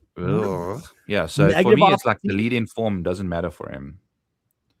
And so with that being said, and he was $9,500. I mean, that's not a GPP winning lineup, but I'm sure you could, well, it wouldn't have been because you would have put Rory. You would have had to have had Rory in your lineup, and that would have just skipped out on Spieth for sure.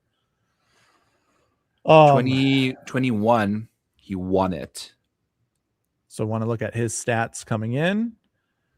Break even almost off the tee, but approach was just amazing. Scintillating. And I think that could be very close to what we see for this year. Okay. What was his other years that he did well? How about 35th? Let's look at his bad finishes just to try to compare this year to that year. So that was what again?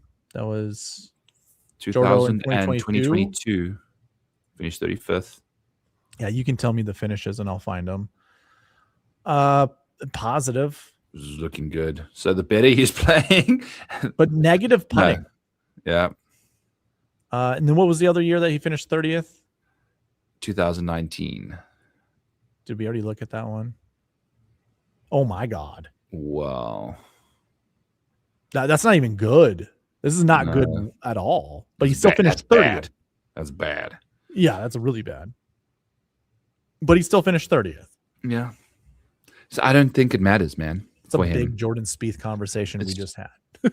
Yeah, but it's important, dude, because he'll be like a very important piece of the puzzle this week. Yeah. And I don't have strokes gain stats going back to his 2015 or 2014 performance. And so 2013 was the last time he missed a cut, yeah? Yep. It's the only time he's finished 41st or better every single time, around this golf course. So he's like so safe. Jordo. Came in with a win, a 17th, a 4th, a 7th, and a missed cut. I don't have the tournament names. That have to pair this up with my schedule that I have on a different tool. 2014, he was 10th here. Came with a 20th, 34th, 5th, 12th, 4th. And he's coming in with an 11th, 32nd, 11th, 12th, 29th. Yeah, he's looking good for a top. It's looking good, 20. dude. It's looking very obvious. Outside of, he's gonna have to play maybe 10% lineups now. There you go. Hey, dude, I think those are big. You going from 4% to 10% now just opens up maybe the one lineup that you need with Jordo. Yeah. Yeah. Where 4% might be too restrictive. Yeah. Yeah. I'm not really trying to sell you on playing 100% of him or anything like that, but just opening up the mind to be like, hey, despite some icky stats that we might not like, those don't really matter at this event. Lead-in stats show. No, for him, it's like a horse for course situation for sure. Yeah. The only thing is, like, if he misses the cut, which he doesn't seem to do anyway, you're only going up against 80% of the field. Yeah. Maybe it could honestly be 70% of the field this week. Seriously, I think we could see him get bananas owned, which is the thing. Yeah. All right. So what were our other guys? Here's one thing I want to look at too, just to throw this out there. last week, the week before, heading into the Valero Texas Open, I'm just looking for finishes. Like Brian Harmon had 2 weeks off. Mm-hmm. Tom Hoagie had 2 weeks off. Denny McCarthy down here had 2 weeks off, but everybody at least played one event in the last 2 weeks. And the reason I bring that up is look at the guys right here with 2 weeks off. And I would be concerned that some of these guys are primed to withdraw or primed to just hit shots heading into the Masters. Tune up. Yeah. Basically. Put that on your bingo card for this week's content if you hear the word tune. Yes, exactly. Here's what I'll do. I'm going to go throughout all of these years. Well, now in 2024, look at the scenario that we just found ourselves in. 97, 10-6, 92, 2 weeks off, 82, 12-3, 2 weeks off. So now I'm going to eat my words, I guess. But then 2023 happens. I don't even know how many of these guys were even qualified for the Masters. I'd assume Connors was. 2022 didn't really have. Well, you know what I need to do? I don't even remember if the Valero was always before. I mean, it wasn't always before the Masters. April, I'm seeing it is 2000 and I'm just looking at speed schedule here. It's been April 6th, April 7th, 3rd, 4th, 7th, March 29th. So I'd imagine it's been the run up into Augusta for the most part. Just looking at the dates of those Valero Texas Open finishes for Jordan. They've all been in April. So I would say, at least looking back as far as we are, I think we can assume that it's been right before Valero, the Masters. 24 Valero, 23 Valero, 22 Valero, 21. This is the Masters I'm looking at. Yeah. 2021 was Valero. 2020 was Houston Open. 2019 was Valero. 2018 was Houston Open. 2017 was Houston Open. Okay, so 2018 and beyond was Houston. I'm not really going to look at 2019. 2021 and on was Valero Texas Open before the Masters. 2021? Yep. Yeah. So 2021 and on was the Valero Texas Open. So yeah, 2022, this would be one of those weeks that we'd want to look at. And then 2021 would also be another week. Our guys that had 2 weeks off were right here, Snedeker and Woodland. Another way to do this, Byron, this is also something I was kind of thinking about doing, is looking at the Masters and just seeing the golfers who played the previous week. 2021 doesn't, well, actually would count, right? Yeah, it would, because that was the springtime event. I was thinking maybe that would be the fall. Jordo played the week before and won. Connors. Yeah. So the tune-up, this is that tune-up question. Golfers that are coming in to withdraw or whatever. I mean, we can scroll the leaderboard of the Masters and just look to see if there are any 90s or withdraws. And there aren't any right here. So, 2021, that didn't happen with Valero. That was when everyone was still tough. 2020, yeah, right. Not Here we go. soft. There's a withdraw. Decky in 2022, withdraw before the before the Masters. All of these guys missed the cut. Cheapos, not Rory. Rory missed the cut in 2022 at the Valero. Connors finished 35th. And we confirmed Connors isn't in the field this week? No. It is the most bizarre. I don't know if he's when last did Corey Connors play golf? Because this is his only opportunity to ever win a golf tournament is at this event. The Valspar. He played the Valspar. I don't see anything in 2022 with missed cuts or really with withdrawals or missed cuts from high profile golfers. Leading into it, 2023. Holy crap. Nobody played the week before. Jeez. Decky did finish 15th. Chris Kirk finished 10th. Ryan Fox is not a notable name. Tyrrell Hatton, I guess, would have been, but 7,900 missed the cut the week before. Yeah. Molinari, Higa, yeah, those guys don't. Okay. Well, so far we have 2 more years to look at, and the tune-ups maybe we don't really have to care about. Whatever we just said in the beginning might not matter. So Connor's only time he missed the cut at the Masters was when he won in 2023. That's hilarious. Yeah. 75 is usually a made cut, did not finish. So played Saturday, and then that's normally what there's multiple 75s though, right? But that could have happened. Let me look. Valero, Texas Open, my results. I already forgot the year I'm looking at. 2024.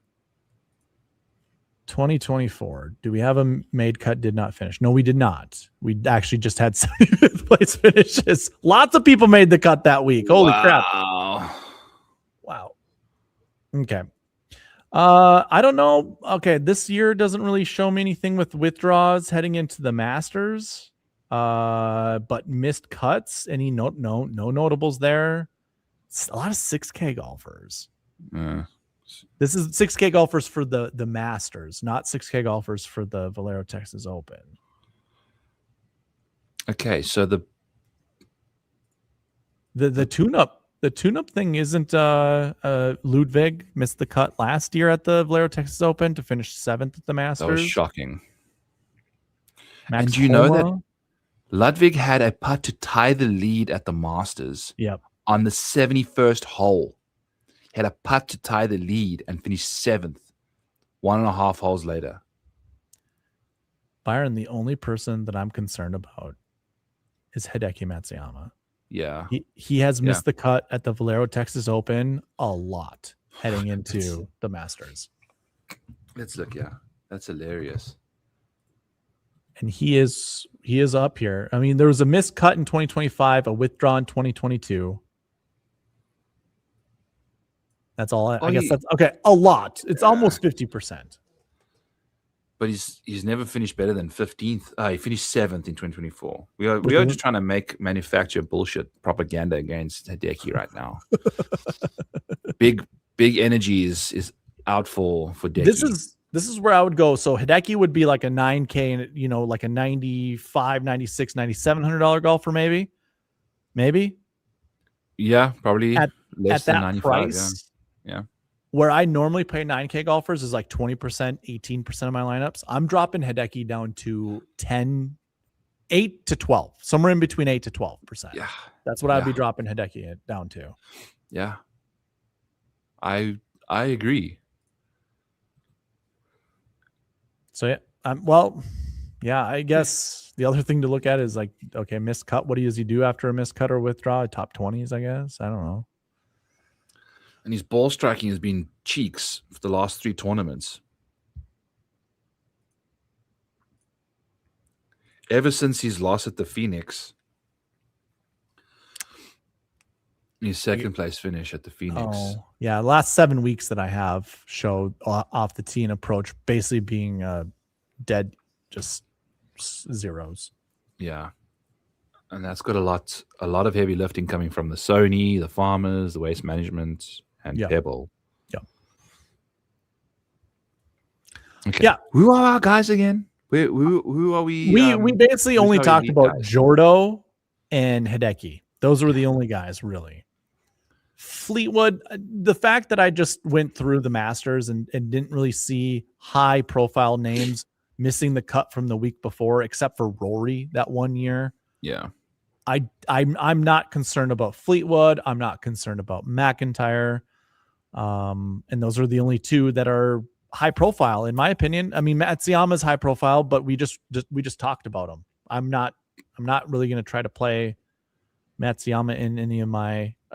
I'm going to limit my exposure to him. I would love Mav McNeely here. I mean, I think this is a great golf course setup for him. So like, I'll probably boost his ownership. Siwoo's just always at risk of withdrawing, although he hasn't really withdrawn in the last couple of years, so it's not that big of a concern. This would be another good golf course. This McNeely and Perfect Siwoo, I course feel for like him. this is a great golf course for both of them. I think Probably not Siwoo's gonna. had a couple like cut scares here before where he like almost missed the cut and then went bananas. Like I think didn't he skull a couple out of the bunker like OB once or twice, Maybe. but made the cut. So Siwoo missed cut in 25 and missed cut in 2016, and then it's pretty safe. Yeah, he's pretty solid. Pretty safe.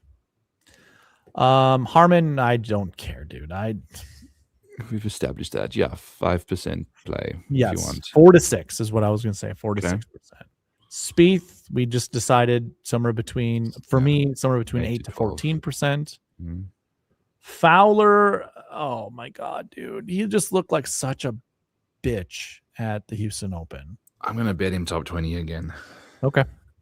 I think just because what does his last 7 weeks look like? Look at this. It's like 0 top 10s or something. Oh, for Ricky. Okay, well, ninth. top 10 4 weeks ago. A 9th, but I guess, but his upside is so capped, dude. Like I think he's got like 1 top 5 since 2024. You know, so Satsune, I think it's a good spot for him. Mm-hmm. I actually like the optimizer liked Bezzy this last week at the Houston Open, and he was doing just fine for most of the event.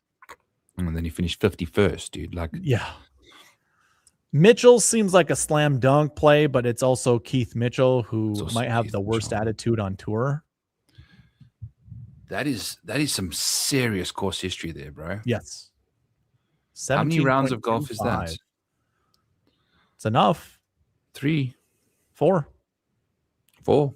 4. Dude, he's such an elite driver of the golf ball. He just avoids all the disaster. Yeah, it seems, right? Like,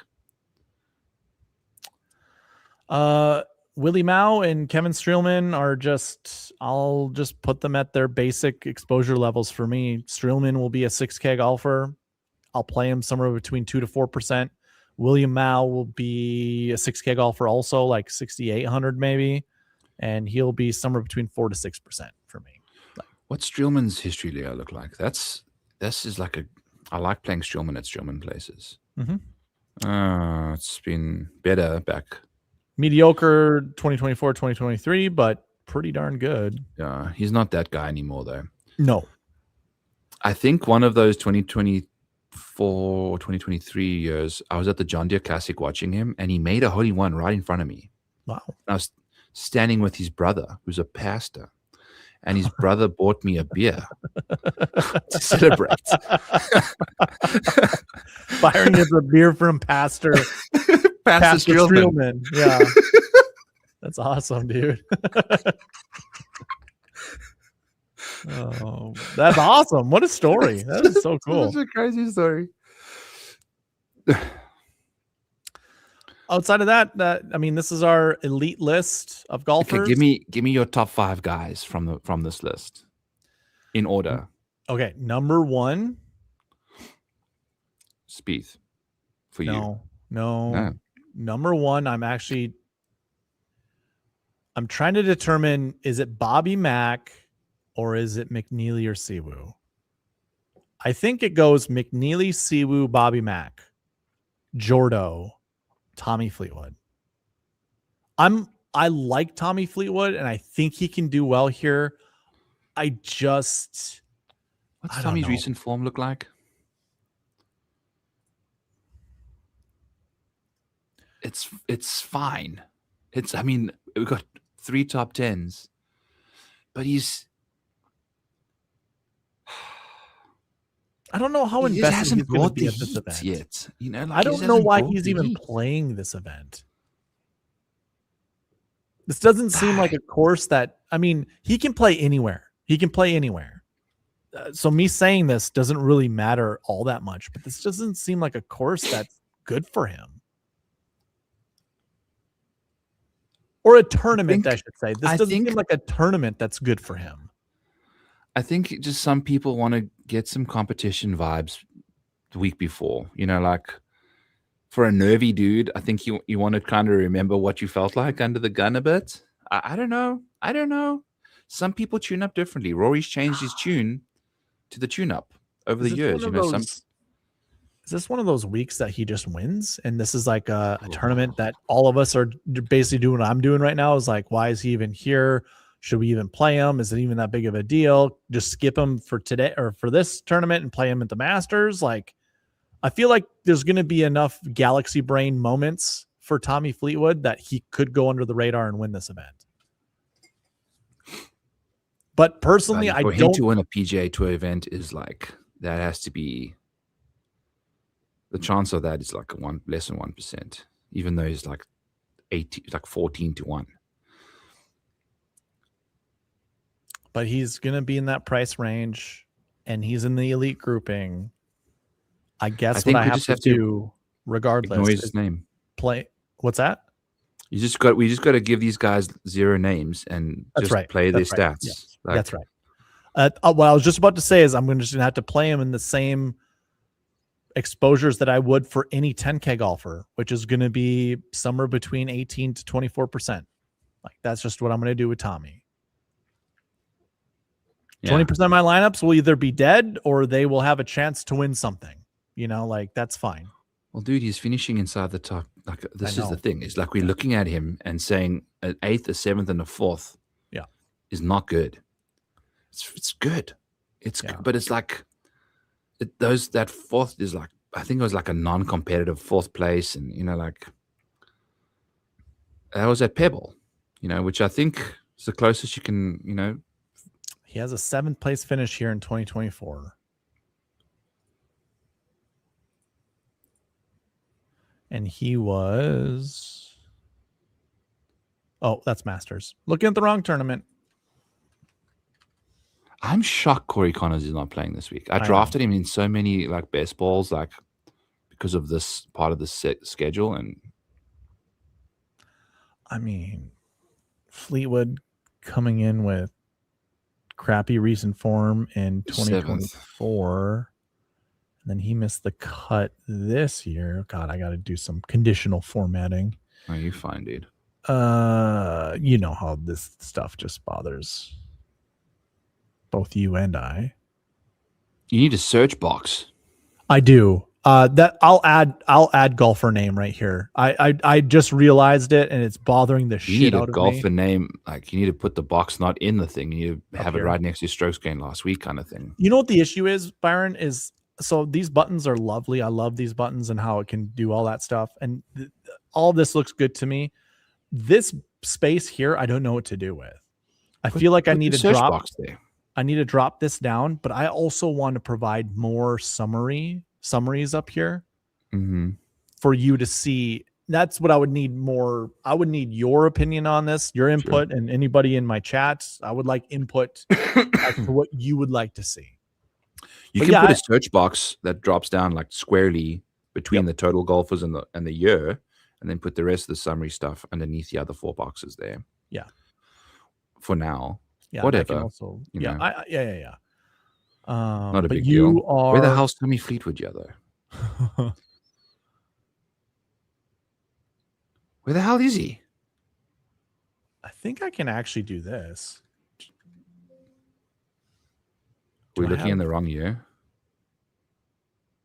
62nd place is what he finished, not a missed cut. My bad. He's right here. That's good form. It doesn't really matter. You're just getting whatever you get.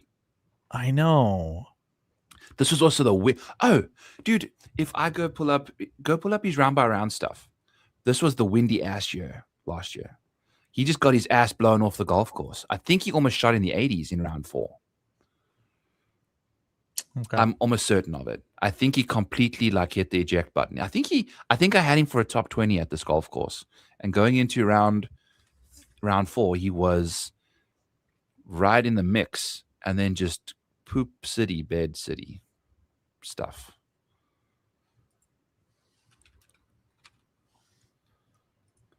Yeah.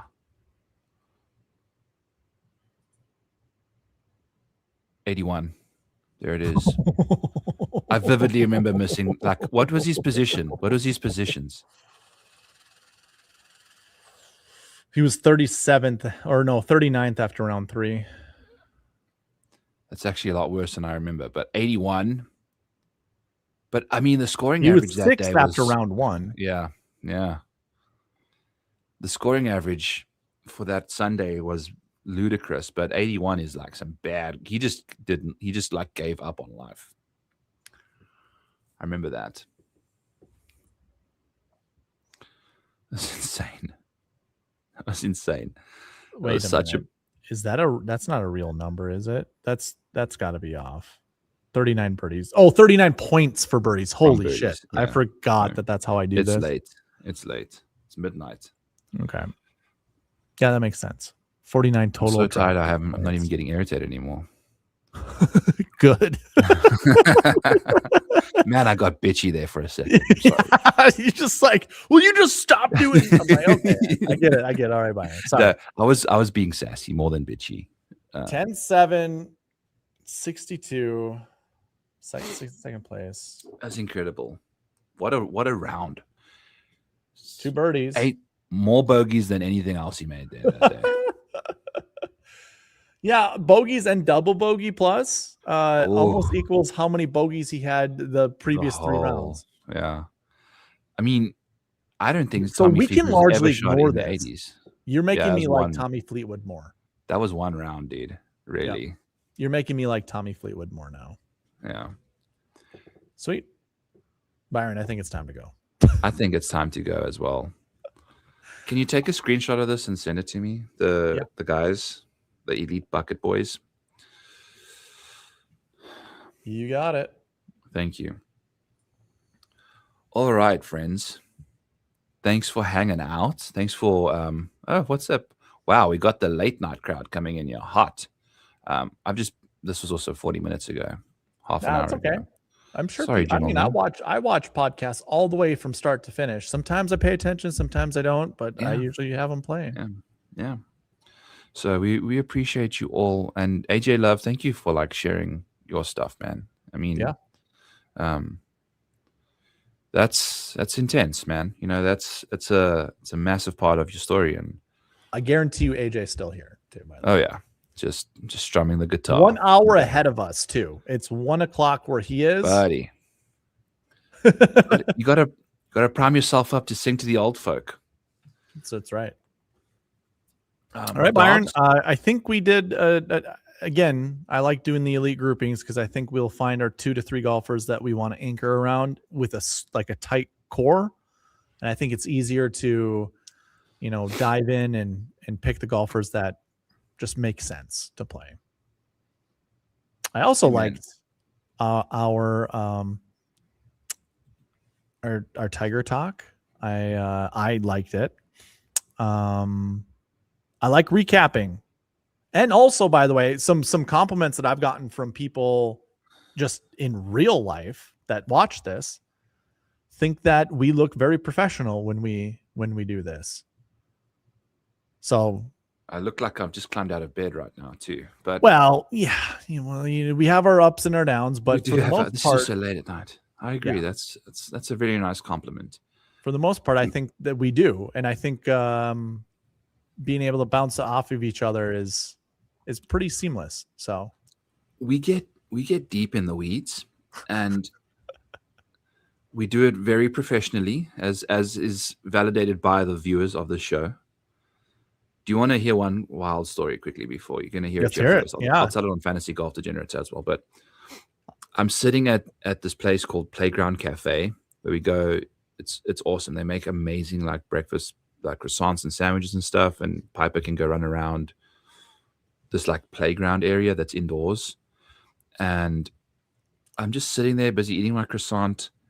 And this guy, 6'7" human, walks towards me, and I know the first thing I notice about him is his height. The next thing I notice is he's wearing a hat that says back 9, and then he's wearing a sweater that says back 9 Waukee, which is a simulator here in Waukee that I've been eyeing out to go to. It's a 24/7 simulator, and you can bring your own booze, you can bring your own food, you can become a member there, and you just like go sim it out whenever you want, as long as you schedule it.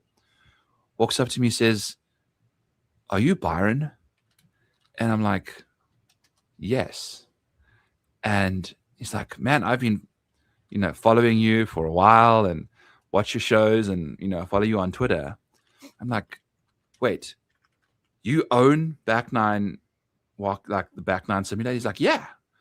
And it's one of the first times in like I've had this happen to me at a golf course, obviously, that I've gone to watch the tournament a couple of times where people recognize me. But this is the first time anyone's recognized me in public, like a public setting. And just walked up to me and said, "Are you BYRON?" And we had a nice little conversation. I did confirm that he did have his child there, so he wasn't stalking me. Shout out my guy Casey. No, I'm joking. So we had a nice little chat and exchanged numbers. So if you guys are in Iowa, go over to Back Nine Waukee and tell him that I sent you. I'm sure he'll hook you up with a little discount code or something. It was wild. It was such a weird situation, like seeing what's going on there. But maybe I won't tell on fantasy golf. I haven't had my opportunity, or I haven't had a moment that someone's recognized me from streaming. After our Tiger rant, I'm sure someone might just walk up to you and deck you. Just clip it. Just start clipping all the Tiger rants that either of us say and just throw them to Twitter. Let's see what happens. Honestly, I'm glad I got it off my chest here, because this will obviously get less views than the thousands that watch Fantasy G. Yeah. I'm not going to say anything on Fantasy Golf Degenerates because it's just going to stir the pot. It's going to just poke the hornet's nest way too hard, and I don't want to do it. So we got it off our chest here. Everyone's friendly. Granted, some guy came after me in the comments on Fantasy Golf Degenerates, and the comments destroyed him. Like they went and found his like window cleaning company and looked at the reviews and stuff. Was it the same dude that came into my chat? Was it Charnicki? No, it was like some sort of window, like you'd know it's like the window cleaning company. Okay. It was so funny. I don't take it seriously, but it was just good to see the chat like come in hot, because he was bitching about my hats. It's like, what are those hats doing behind you? I'm like, where? You want just a white wall? Like, what the fuck do you want, man? Like, I got hats on there. Just let it ride.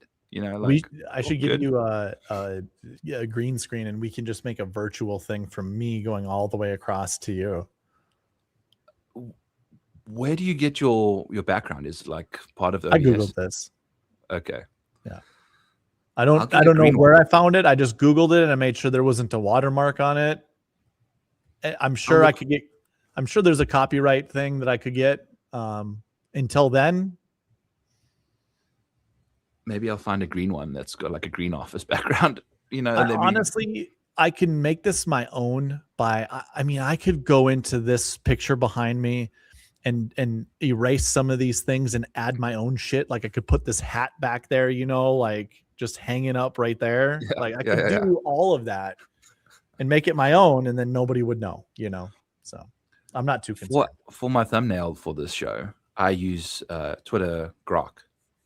Oh, okay. I'll get like a starting point, and then I'll just tell it what to do. Like put the stuff on the barrels and bullshit like that. So you can easily do that nowadays. Yeah. Photoshop is irrelevant.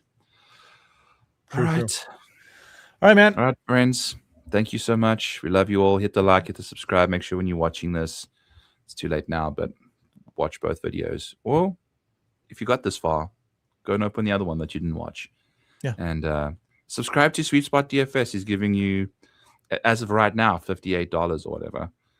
And the more people that sub up, that's right, the more you could win. So we'll catch you guys later. All right. See you later, guys. Peace.